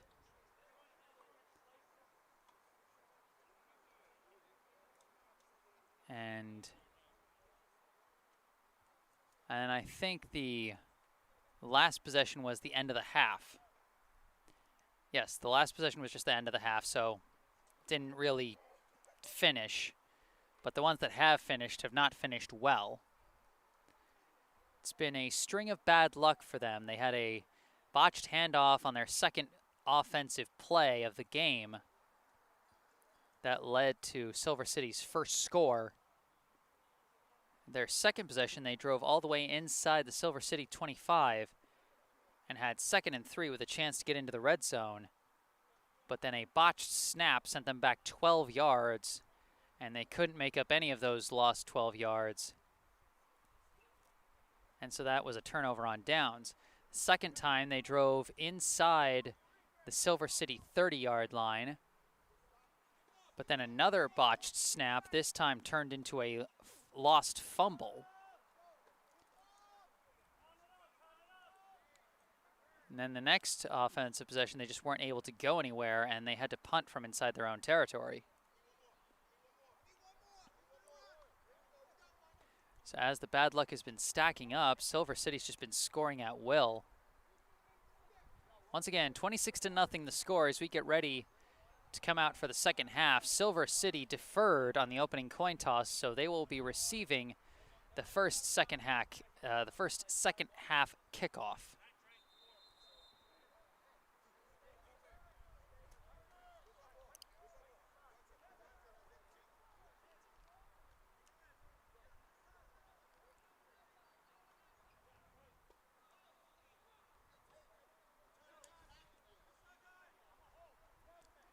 And it looks like it'll be number 10 getting ready to kick off for the Golden Badgers.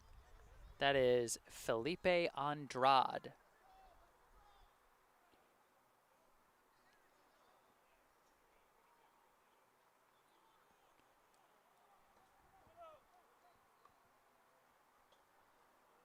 So Andrade getting ready to kick off. It looks like the 2 guys back deep for Silver City will be number 24, Ronald Baer, and number 8, Kevin Paradis.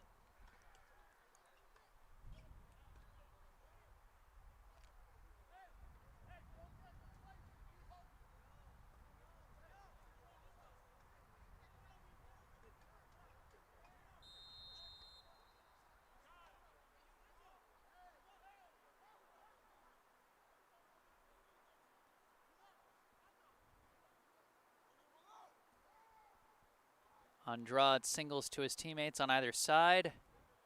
And there's the kickoff. It's a little short, and it's going to be juggled, but then picked back up by Johnson. Johnson's going to run with it, finds a bit of a hole, but gets tackled. And he gets down to about the 42-yard line. So pretty good starting field position for the Wolves after the return by number 27, Michael Johnson. Johnson, of course, has had a nice defensive day for Silver City. He's come up with a few nice tackles, at least one sack, and he had the fumble recovery on the botched snap on the Golden Badgers' third offensive possession.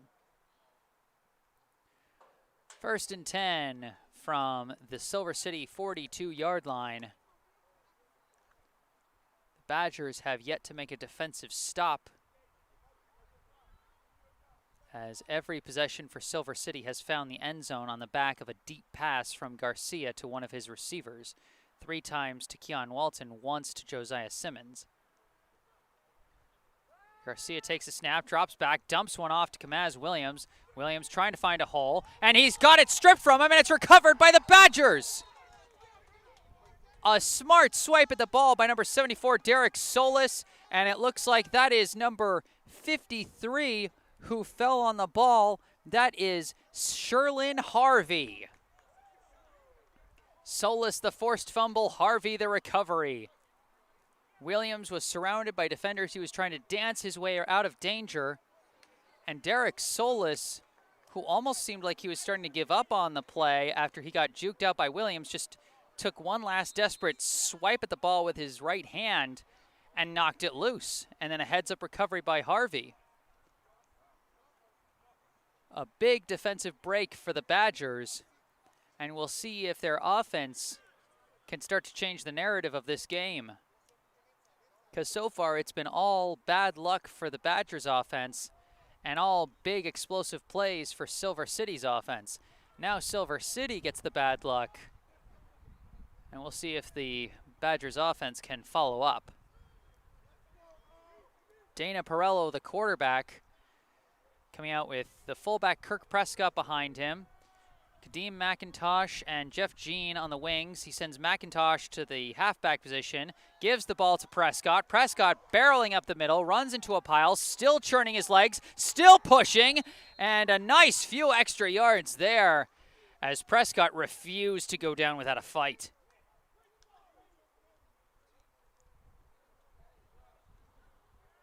Nice push there, and it looks like it'll be about 2nd and 2 yards to go after what seemed like about an 8-yard gain from Kirk Prescott. They have the ball at about the 32-yard line. They need to get to about the 30. Or rather, no, they need to get to the 25, and the ball's at about the 27.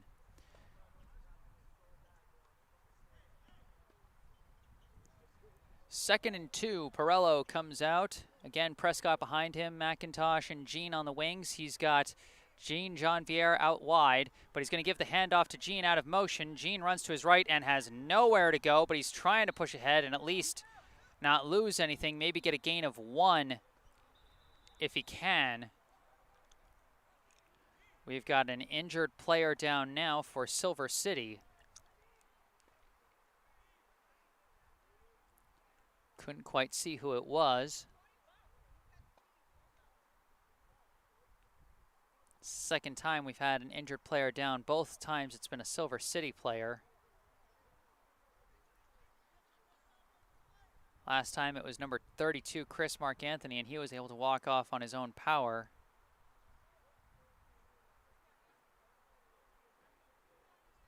We'll see who it is this time. Can't quite see as of now, but it looks like he's going to get help up. And it looks like he's standing okay. That's number 4, Jordan Hines. So we certainly hope he's okay as he heads to the sidelines to be checked out. And we'll see where they spotted that play. Looks like they gave Jeff Jean a loss of 1 on that 2nd down handoff. So it's going to be 3rd down and 3 yards to go at the 28-yard line.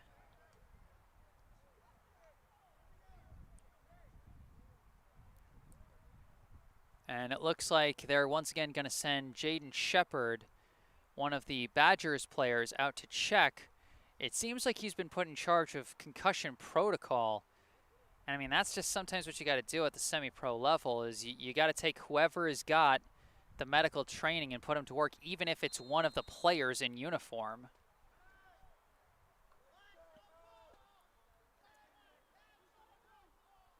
Third down and about 3 for the Badgers. The snap to Perello. He gives it to McIntosh out of motion, and oh, he couldn't shake off the tacklers behind the line. Ultimately, it was number 22 who wrapped up his legs and just tripped him up as he was starting to shake the tackle. A nice play by John James, and another loss of yards puts him back to 4th and about 5, maybe 4.5. They are in 4-down territory, and they are going to go for it, but they had 2nd and 2 after a nice bullheaded run by Kirk Prescott, but then a 1-yard loss by Jeff Jean, and now a 1 or 2 yard loss from Kadeem McIntosh has them pushed back. 4th and about 4 or 5 to go. Perello sends Jean in motion, and we got a flag. Or no, maybe not a flag, but a timeout, rather, called by the Badgers. So once again, things start to move backwards at the worst time for the Badgers as they're trying to find some better luck on offense. Coming out of that timeout, it'll be 4th and about 4.5 yards to go,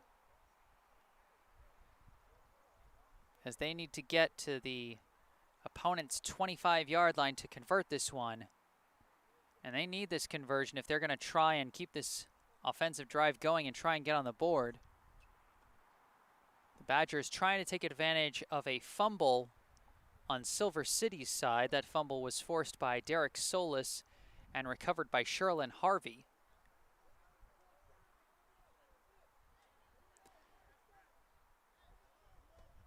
The clouds and the breeze starting to come back out a little more here at Daly Field as the Badgers take the field again for 4th and 5. We got 2 receivers on either side, a bit of more of a pass formation for the Badgers. And Perello takes a snap, goes for a quick pass, missed the timing. McIntosh wasn't ready for it. He was just starting to make his in cut, and he hadn't quite looked back to his quarterback yet. And so he couldn't make the grab on the low throw. Though even if that was right in his chest, he might not have been ready for it. That timing was just a bit off as the two talk on the sidelines. So another turnover on downs for the Badgers. And despite the golden opportunity, the Golden Badgers cannot convert. And the Silver City Wolves will come back out onto the field.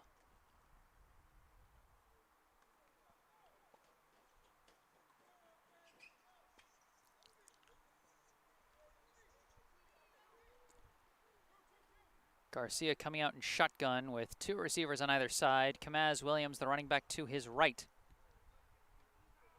1st and 10. Takes the snap, fakes the give, throws it out to Paradis, and he hauls it in barely and gets stopped down by Shepard. Throw was slightly off the mark from Garcia, and it looks like Paradis wasn't entirely ready for it, but he had enough time to adjust, turn around, and make the sliding, reaching grab. They go from about their own 29 to about their own 37, so about an 8-yard gain. They need about 2.5 yards for the first. 3 receivers to the left, 1 to the right. Again, Williams to the left of Garcia. Garcia takes the snap. They're bringing the rush. Shepard coming around, but not there in time. He heaves one up into the air. And how did he make that catch? That was a Randy Moss play right there by the Silver City Wolves, number 86, Omar Vega.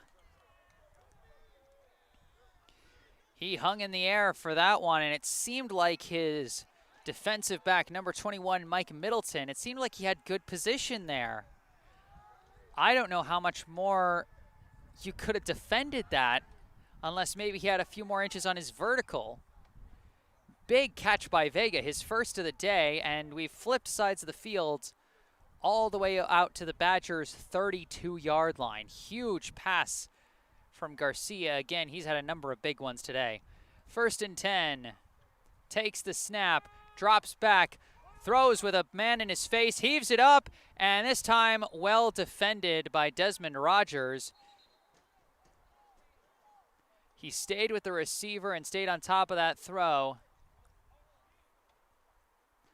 as he sent that one down the left side, looking for number 9, Hugh McCalla.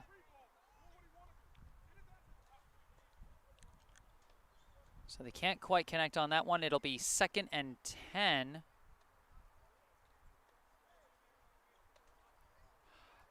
Or no, it'll actually be 1st and a lot longer. They had an ineligible man downfield. So the penalty pushes Silver City back by what looks to be 5 yards, as Silver City just realizing they have to come in further back.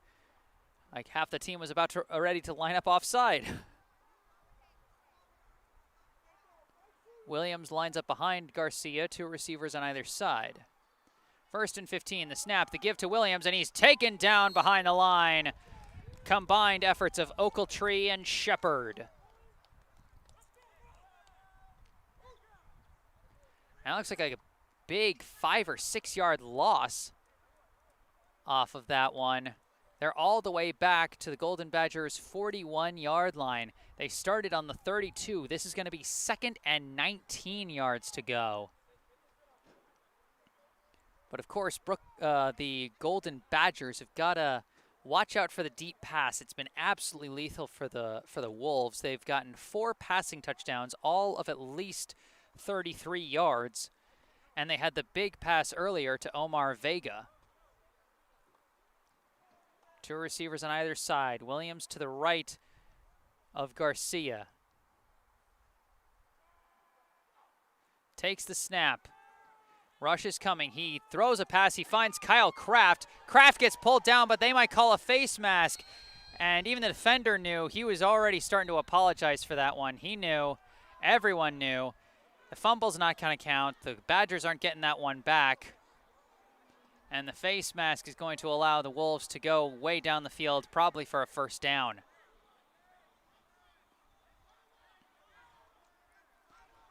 Dante Wilson made the error on that one, and he knew immediately. He was immediately checking on Kyle Kraft to make sure he hadn't accidentally hurt him with that one, because, I mean, that's why those are penalties, because they're potentially dangerous. So good sportsmanship there. But it does make the call a lot more obvious if it wasn't obvious enough already. So after back-to-back bad breaks, the Wolves catch another good break. A nice pass from Garcia to Kraft, and then a penalty at the end of the play is going to extend the gain even further.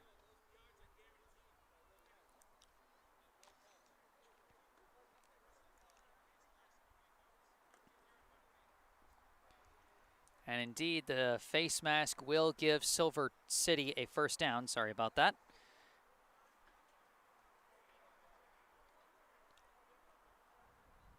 And they're going to advance way inside Golden Badger territory now. I think this is about as close as either team has been to the end zone without being in the end zone or going for an extra point try, as they are positioned at about the Golden Badgers' 16-yard line. 1st and 10, 3 receivers to the right, 1 to the left. Garcia takes the snap, surveys, throws over the middle, finds a man wide open. That's Kyle Kraft. A 16-yard touchdown pass. That's touchdown number 5 for the quarterback Garcia, and the first score of the day for Kyle Kraft, who also had the catch and run that produced the face mask penalty and got them as close as they were. Again, the Badgers Just losing track of their man as there wasn't really anyone around him there. Pass defense has been a struggle for the Golden Badgers today, as the Wolves now take a 32-0 lead, and they'll come out for another 2-point try. They went for a PAT after their first touchdown, but since then it's been all 2-point tries, and they failed on all but one. We'll see what they're able to do with this one. Garcia takes the snap, throws a fade, and he's got his man. Did he get his feet in? They say yes. The feet were in that time for number 9, Hugh McCalla. And the successful 2-pointer makes the score. The Silver City Wolves 34, the Brookline Golden Badgers 0.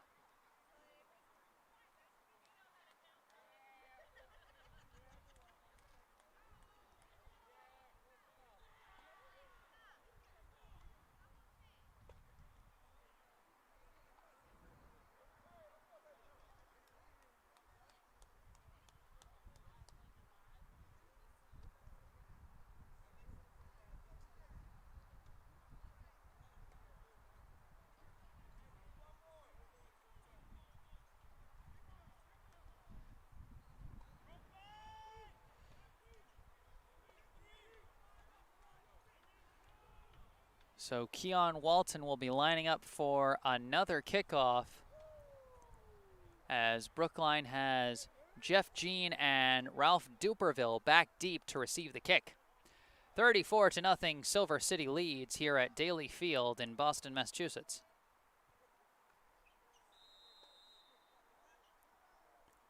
Walton signals his teammates, and there's the kick. This one's going to fly deep and be taken by Duperville. Duperville starting his run back. He's got a bit of a hole, and he fumbled the ball, and it's going to be recovered by Silver City. There's a bit of a scramble for it, but it looked like a pair of Silver City players had fallen on it, and indeed they're going to recover. Duperville had a nice run back going, but got hit hard at the end of that run back. And that's going to be another fumble lost for the Golden Badgers. They have now lost 3 fumbles today as compared to 1 fumble lost for the Wolves.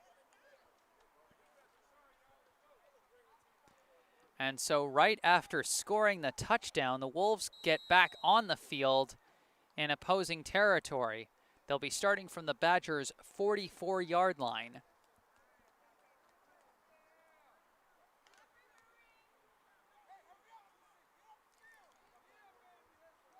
First and 10.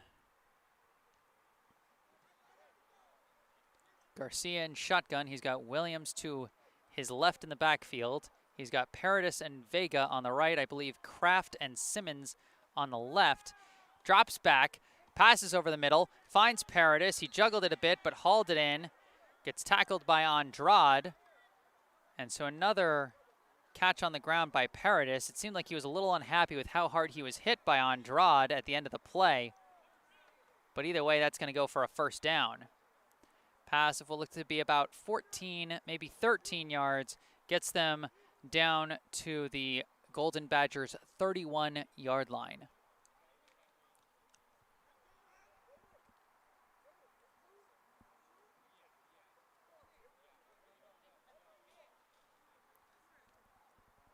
Once again, the same two receivers on either side. Basically the same formation as the last play. First and 10 from the 31. Garcia takes the snap. He's got some time. Heaves it up to the left side looking for Simmons. Well defended and almost picked off. And no flag thrown. Simmons was looking for a flag. He was being covered by Jean Janvier, who almost came up with the interception, at least deflected the pass, and it looks like he's holding his arm. A nice play in the secondary by number 5, Jean Janvier, with a little help from the safety, Ralph Duperville. But it looks like Janvier is going to have to come out as he hurt his arm while trying to battle for that ball with Josiah Simmons. It'll be 2nd and 10.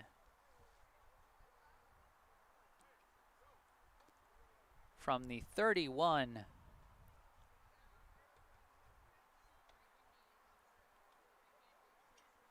Garcia back out in the same formation.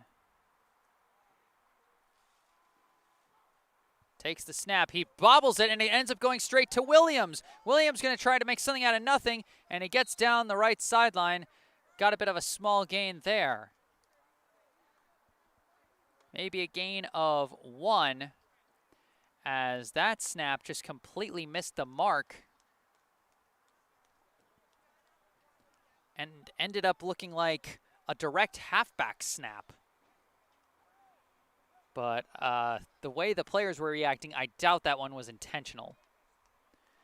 The 1-yard surprise run from Williams now makes it 3rd down and 9 from the Badgers' 30-yard line.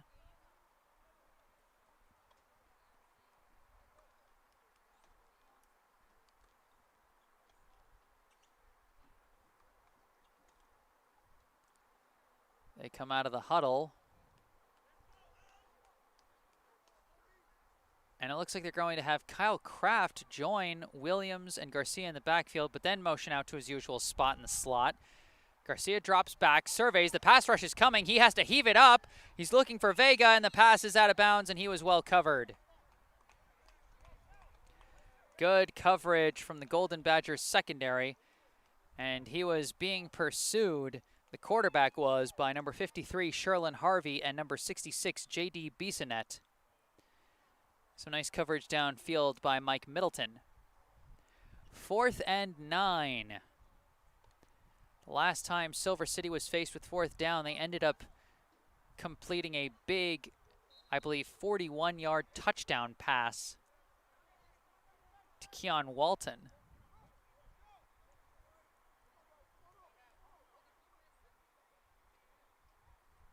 Looks like we got a bit of a longer huddle, maybe a timeout as the coach is now in. Indeed, it looks like this will be a timeout. We are here in the 3rd quarter at Daly Field in Boston, Massachusetts.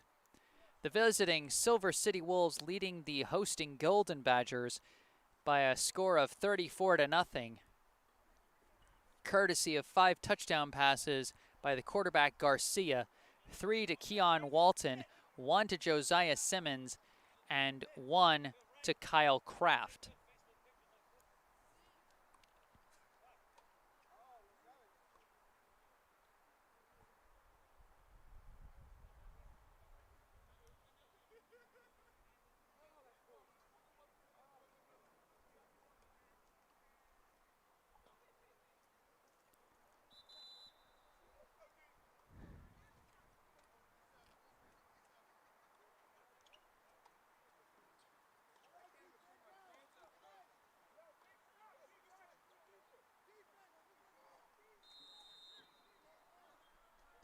So now coming back out of the timeout, it looks like we got 3 receivers to the left and 1 to the right. 4th down and 9, and we got a timeout now called by the Golden Badgers. They couldn't get their defense out fast enough. And again, Dante Wilson is saying that one's on me, as he was the last one to get out there. Didn't realize play had resumed and they needed him back out on the field. And so they were forced to take a timeout. So now the teams get more time to discuss this 4th down play. 4th and 9 from the Golden Badgers' 31-yard line.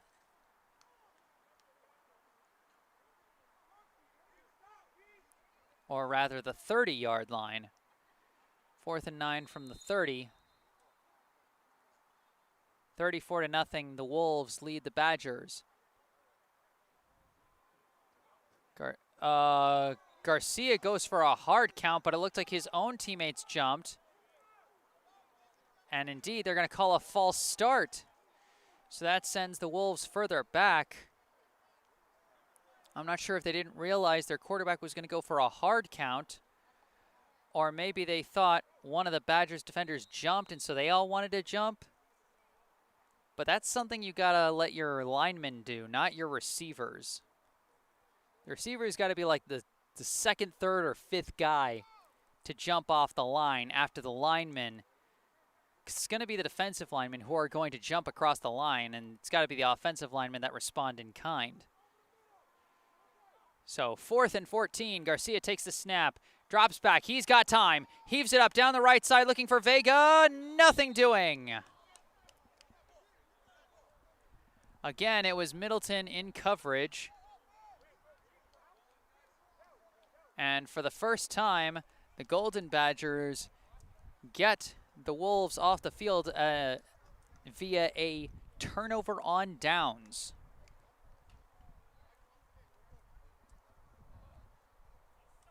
So after scoring on all 4 of their offensive possessions in the first half, the Wolves have only scored on 1 out of 3 possessions here in the second half. They've had 1 fumble, 1 touchdown, and now 1 turnover on downs. Golden Badgers will take over at their 35-yard line, still trying to find the end zone for the first time today. Perello comes out with an empty backfield for the first time. He's got 2 backs on the wings, 1 receiver out wide, maybe 1 tight end. He sends McIntosh in motion, takes the snap, throws a quick pass out for McIntosh, and it's dropped. The throw came in low. They were trying to pick up the ball and run with it. That was Clayton Torres who tried to take it, but it's ruled an incomplete pass. So again, the attempted quick pass from Perello to McIntosh cannot connect.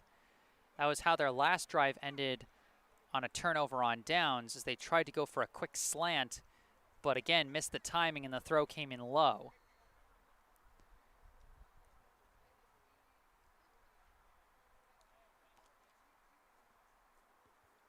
Brookline has tried it a number of times to get the passing game involved, but they have yet to complete a pass today.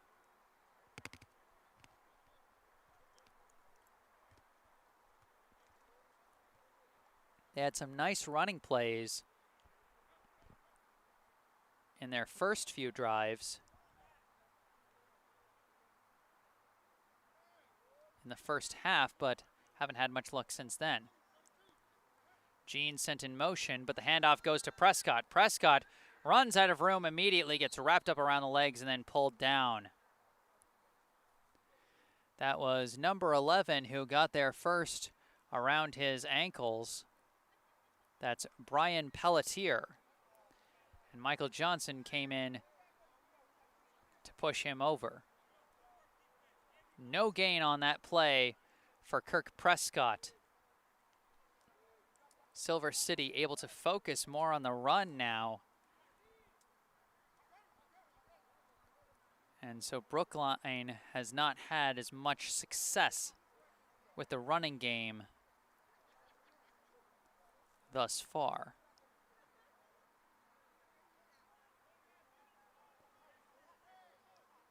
It'll be 3rd and 10 from the 35. Perello comes out with 2 receivers on either side and 1 back to his right.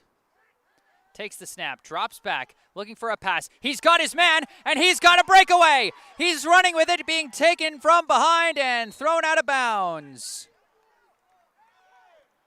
The first completed pass, and it goes for a long ways on the quick catch and run by number 3, who is not on my roster. Oh, I so badly want to give this man credit for a nice catch and run, but he doesn't seem to be on the roster. If there are any Golden Badgers fans out there who know who number 3 is, again, please let me know. Because that was a nice hookup from Perello to number 3. They get all the way into Silver City territory at about the opposing 29 as they flip the field.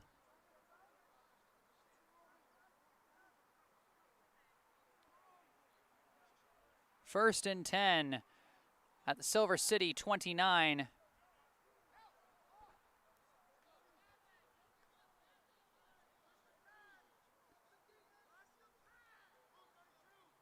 Kadeem McIntosh in the backfield behind Perello. He takes the snap and takes it himself, trying to push the pile. And the pile eventually gets pushed back after a very short gain. Looks like it's going to be a gain of about 1 yard. 2nd down and 9.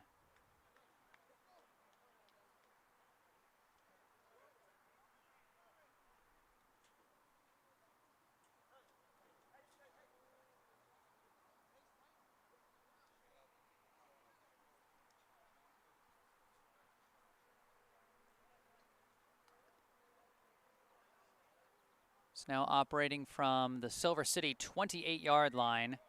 The Badgers trying to take advantage of the big pass out to number 3.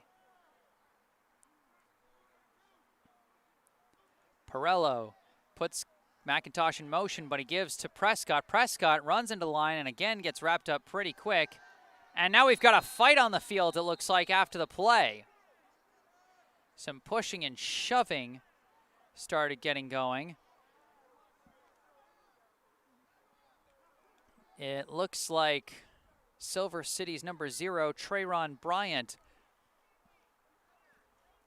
was unhappy with something about that. He was starting to jaw with some of the Golden Badgers players. And it looks like Prescott's run is going to go for about a yard. So it'll be 3rd and 8. As again, the defense for Silver City is starting to do a really nice job wrapping up the running game for Brookline that had been so effective early on. 3rd and 8 from about the 27-yard line. Perello takes a snap, goes for a quick pass again, tries to find number 3, but he drops it.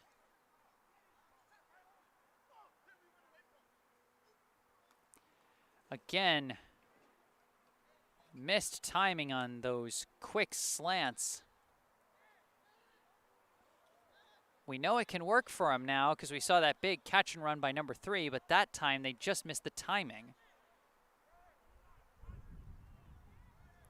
You know, if you spend all your time watching high-level football like the pros in college, those are the kinds of passes that you tend to take for granted. The really quick, you know, instant snap, instant throw passes on a quick slant. But there's a lot of timing involved in that. There's a lot of real precision involved, and that's why when you get to those higher levels, you're practicing those a million times in practice throughout the week in order to get the timing right with your receivers. That time the timing not right, and it'll be 4th down, 8 yards to go for the Golden Badgers. 3 receivers on the right, 1 to the left. Perello takes the snap, drops back, running out of time, heaves one up, looking for McIntosh. Oh, he almost had it! Well defended by Hugh McCalla, and McIntosh still almost managed to come down with a miracle pass behind the defender, but just couldn't keep it in his hands there. He would have been in the end zone if he managed to come down with that one. As it is, it'll be a turnover on downs, and the Wolves will take over with their shutout intact, 34-0. And it looks like we've got a change of quarters now. So that ends the 3rd quarter as we switch sides of the field. And the frustration for the Golden Badgers just palpable after that tough possession. Because they know that one was close.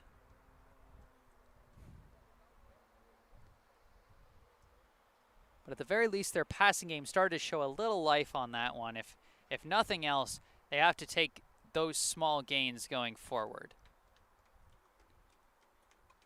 Because at this point, I hate to be a cynic, but at this point, it seems pretty clear the Silver City Wolves are going to win this ball game. It's 34-0, and we're in the final quarter of regulation. It would take an absolute miracle and a half for the Golden Badgers to come back in it. But what I say is, when you're faced with this, don't stop playing, don't stop moving, and don't stop working. Keep figuring out where it is that you're coming up short so that you can work on that in the practice before the next game, and you can come out the next game better. In the meantime, Silver City coming out for 1st down.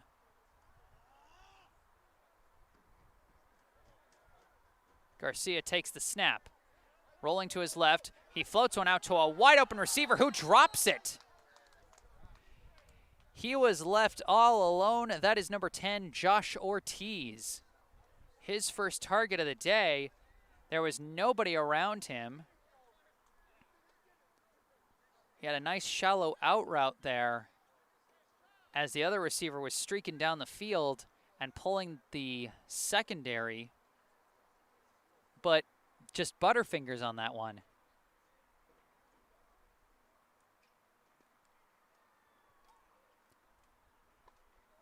And thank you to Kenneth Frodima for letting me know that the Badgers' number 3 is Damon.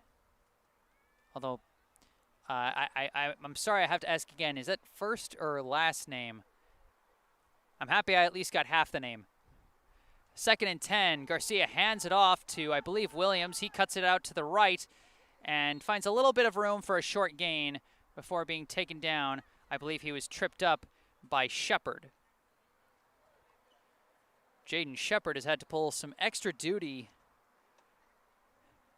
operating not just on the field but also on the sidelines whenever someone goes into concussion protocol. You know, once again, when you're at the semi-pro level, you got to take whoever's got the medical training just so you can make sure that you fulfill all the health protocols of the league.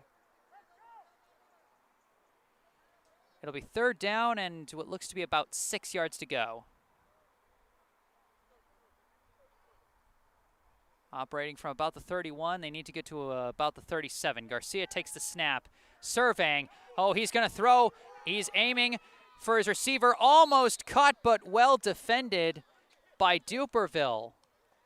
He was aiming for McCalla on the go route down the left sideline.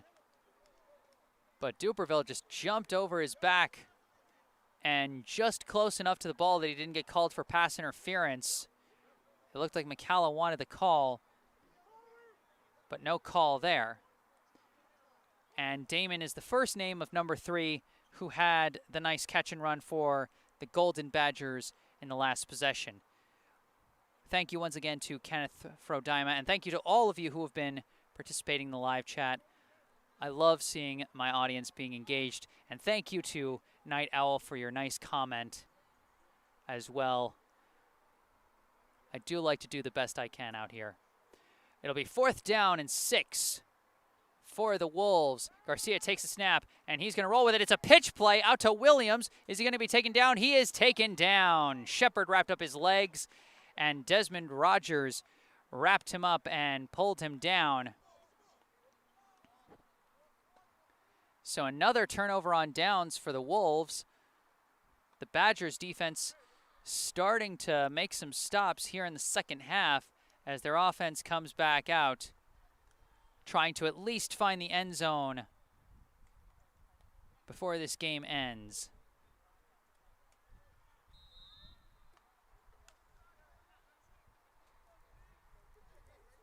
Again, 34-0, the score so far in this East Coast Football League game. Silver City Wolves seem well on their way to the first win of the season. And in that event, they will improve to 1-1, in which case the Badgers would fall to 0-2.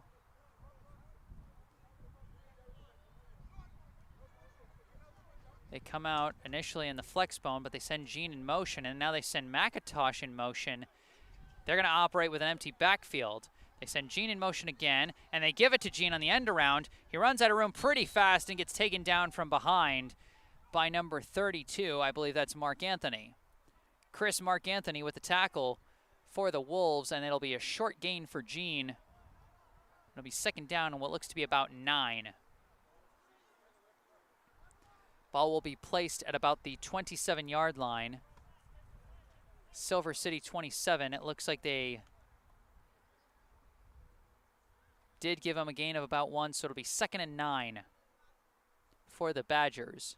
Again, their running game is starting to get wrapped up as Silver City's defense has adjusted very nicely here in the second half.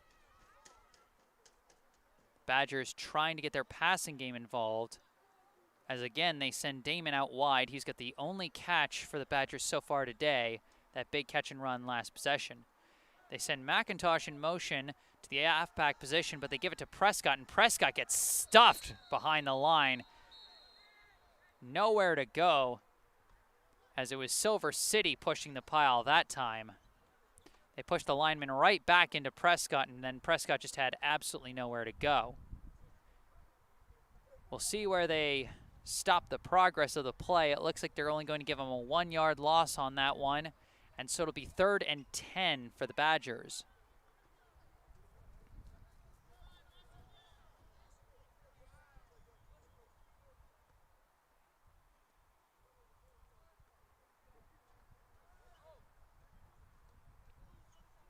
Perello sends McIntosh in motion back to the halfback position.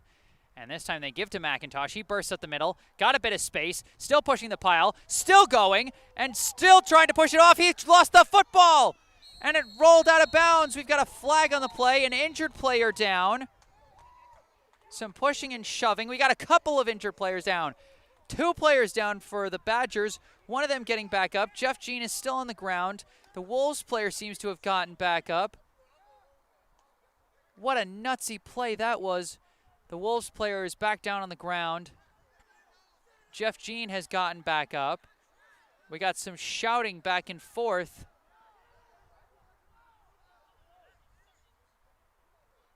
That was a gutsy play there by Kadeem McIntosh. He was trying to make as much of it as he could, trying to shove off every possible defender. Eventually, the ball got stripped from him, and he was juggling it as he was trying to recover it. We'll see where they decide to spot this one, as the loose ball brought the ball back from where McIntosh might have been if he'd just gone down as he was wrapped up in a pile. It seemed like he had a nice gain, but he was trying to push his way out of it while moving backwards, and then lost the football. So it looks like that's Mark Anthony down on the field for the Wolves. And then we got another player down around the left hash. That looks like it's number 17, Josh Arnold.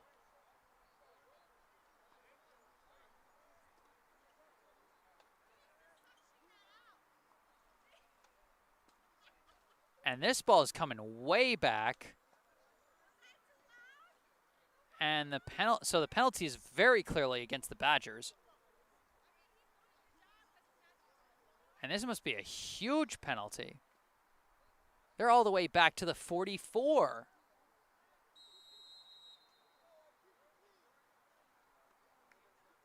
They started inside the 30. So I think that was a 15-yard penalty that they just took. And so this is going to be 3rd and about forever. They need to get down to the opposing 19-yard line. They have 25 yards to go. 3rd and 25. They have Peterson and Jean on the right wing, McIntosh on the left, Prescott to the right of Perello, and they got Damon out wide. And I got to move the camera way back. Jean sent in motion. Perello takes the snap and a pass rusher right through to him. 2 more right through to him. He's just dodging for his life, and he's trying to make a short gain out of it, and he makes a short gain out of it.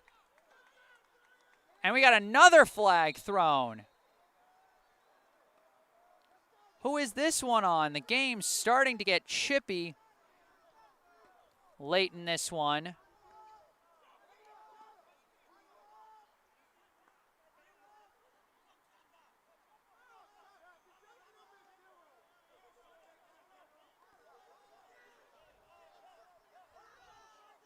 My goodness. So we'll see what the call for the penalty is. There's more jawing back and forth from the two teams.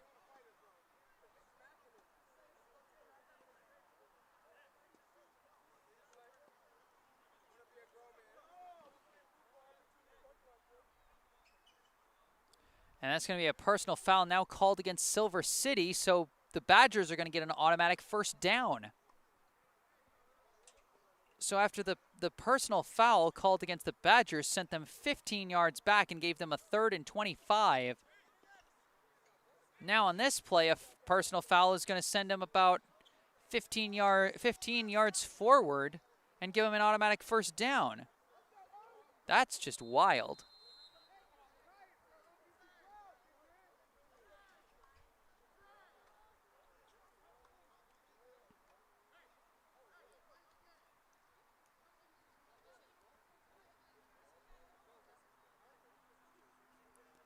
Badgers will now have 1st and 10 from the Silver City 27-yard line.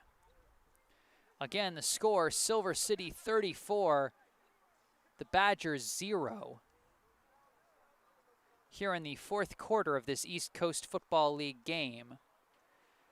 The Badgers trying to finish off this drive. And now they've got the fullback Prescott in at quarterback with the other fullback McIntosh on his left. Prescott takes the snap. He gives to McIntosh. McIntosh tries to barrel his way through, and he manages to get a short gain there. And we got more whistles after the play.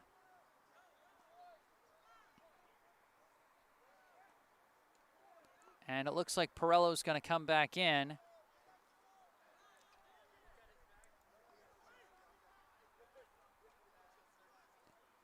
Or maybe not. We'll see what they... It looks like they're not going to let him come back in. Of course, he took the hard hit on the personal foul play that gave the Badgers the 1st down. 2nd down, another handoff to McIntosh. He's got a bit more room to work with.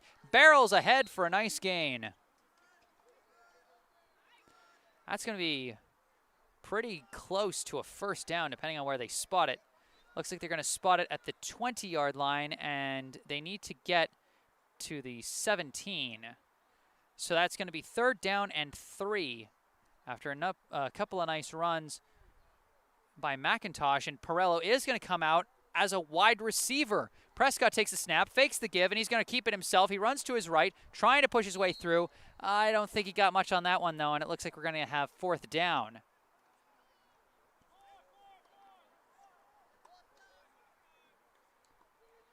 So not much room there for Prescott. He hasn't been able to find much yards here in the 2nd half. He had a number of nice runs in the 1st half, and he had one nice run on the 1st possession of the 2nd half, but since then he's gone cold. It'll be 4th and about 3. Perello takes the snap, fakes the give, starts to go to his left, runs out of room, and he's going to be dragged down. I think he's going to be short.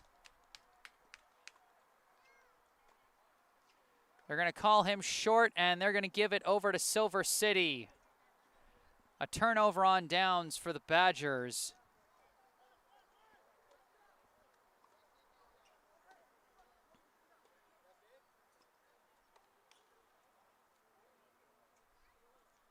Not sure how much time is left on the clock here in the 4th quarter, but that might have been the Badgers' last chance to get on the board. 34-0, the Silver City Wolves lead the Golden Badgers.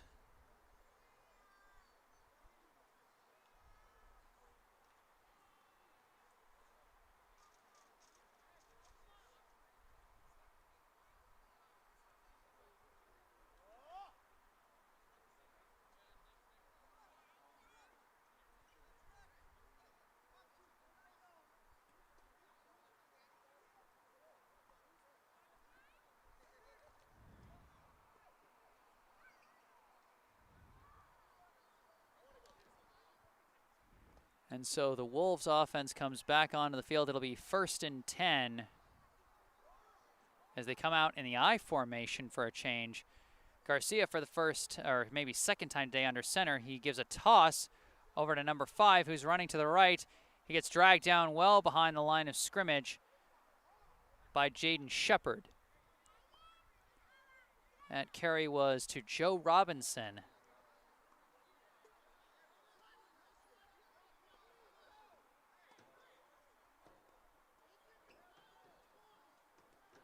And so it'll be 2nd and what looks to be about 12 for the Wolves. And at this point, they might just be running out the clock. And there's the whistle. Or no, it's a timeout called by the Wolves.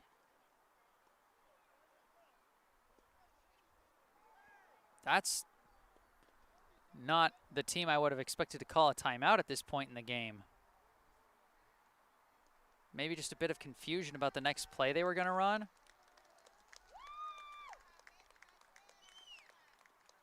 or it looks like they're going to have the quarterback Garcia check out to a round of applause from the fans, and they're going to put in a backup. Garcia with 5 touchdown passes today. 3 to Keon Walton, 1 to Josiah Simmons, and 1 to Kyle Kraft.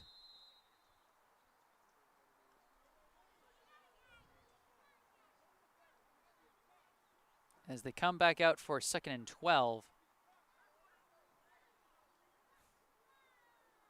It looks like they now have number 14, and that is, if I'm not mistaken, Clayton Torres.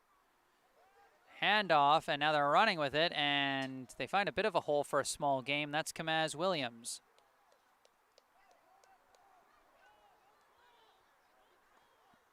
He gets a nice game to undo the damage of that first play and get them to about 3rd and 5 or 6.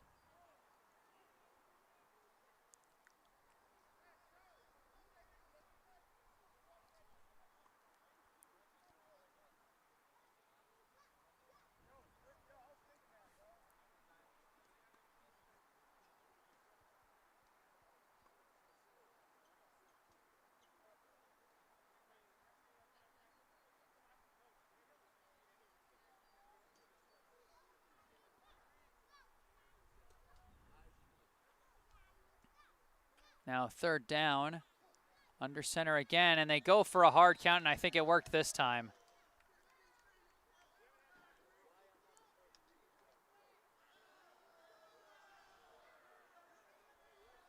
And they are going to give it to him. The hard count draws the offsides, and they're going to give him the 1st down. So a nicely executed hard count by the backup quarterback, Clayton Torres. And Silver City gets the 1st down. At this point, we're just at the stage of running out the clock.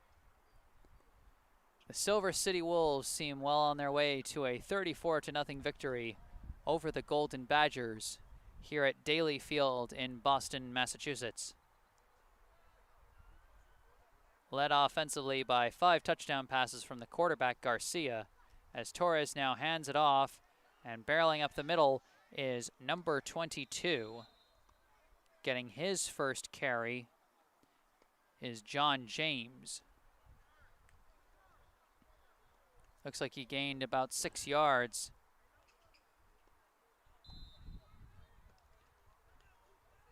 And so it'll be 2nd and about 4 from the Silver City 40-yard line. Maybe about 3.5.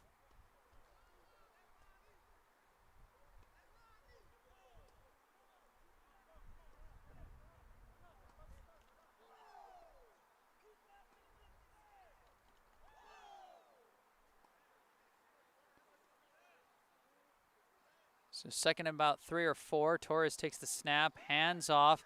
This is Ronald Bear. He breaks to the outside. He's got the 1st down and gets tackled out of bounds. Gets him well past the 1st down marker and past the at about the 45-yard line is what it looks like. So 1st and 10 from the Silver City 45 as they continue to run the ball to try and run out the clock on this game. All their touchdowns have come through the air today. 3 caught by Keon Walton for lengths of 33, 41, and 63 yards. 1 caught by Josiah Simmons for 52 yards, and 1 caught by Kyle Kraft for 16 yards.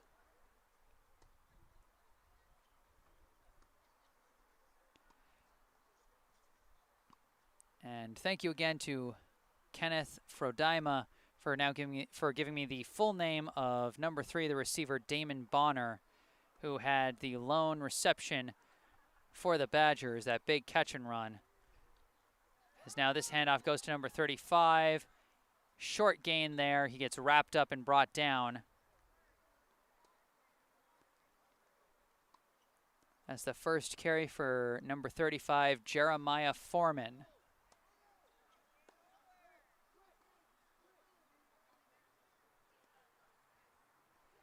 And so it'll be 2nd down and what looks to be about 7. after the 3-yard gain there. They're now at the 48-yard line.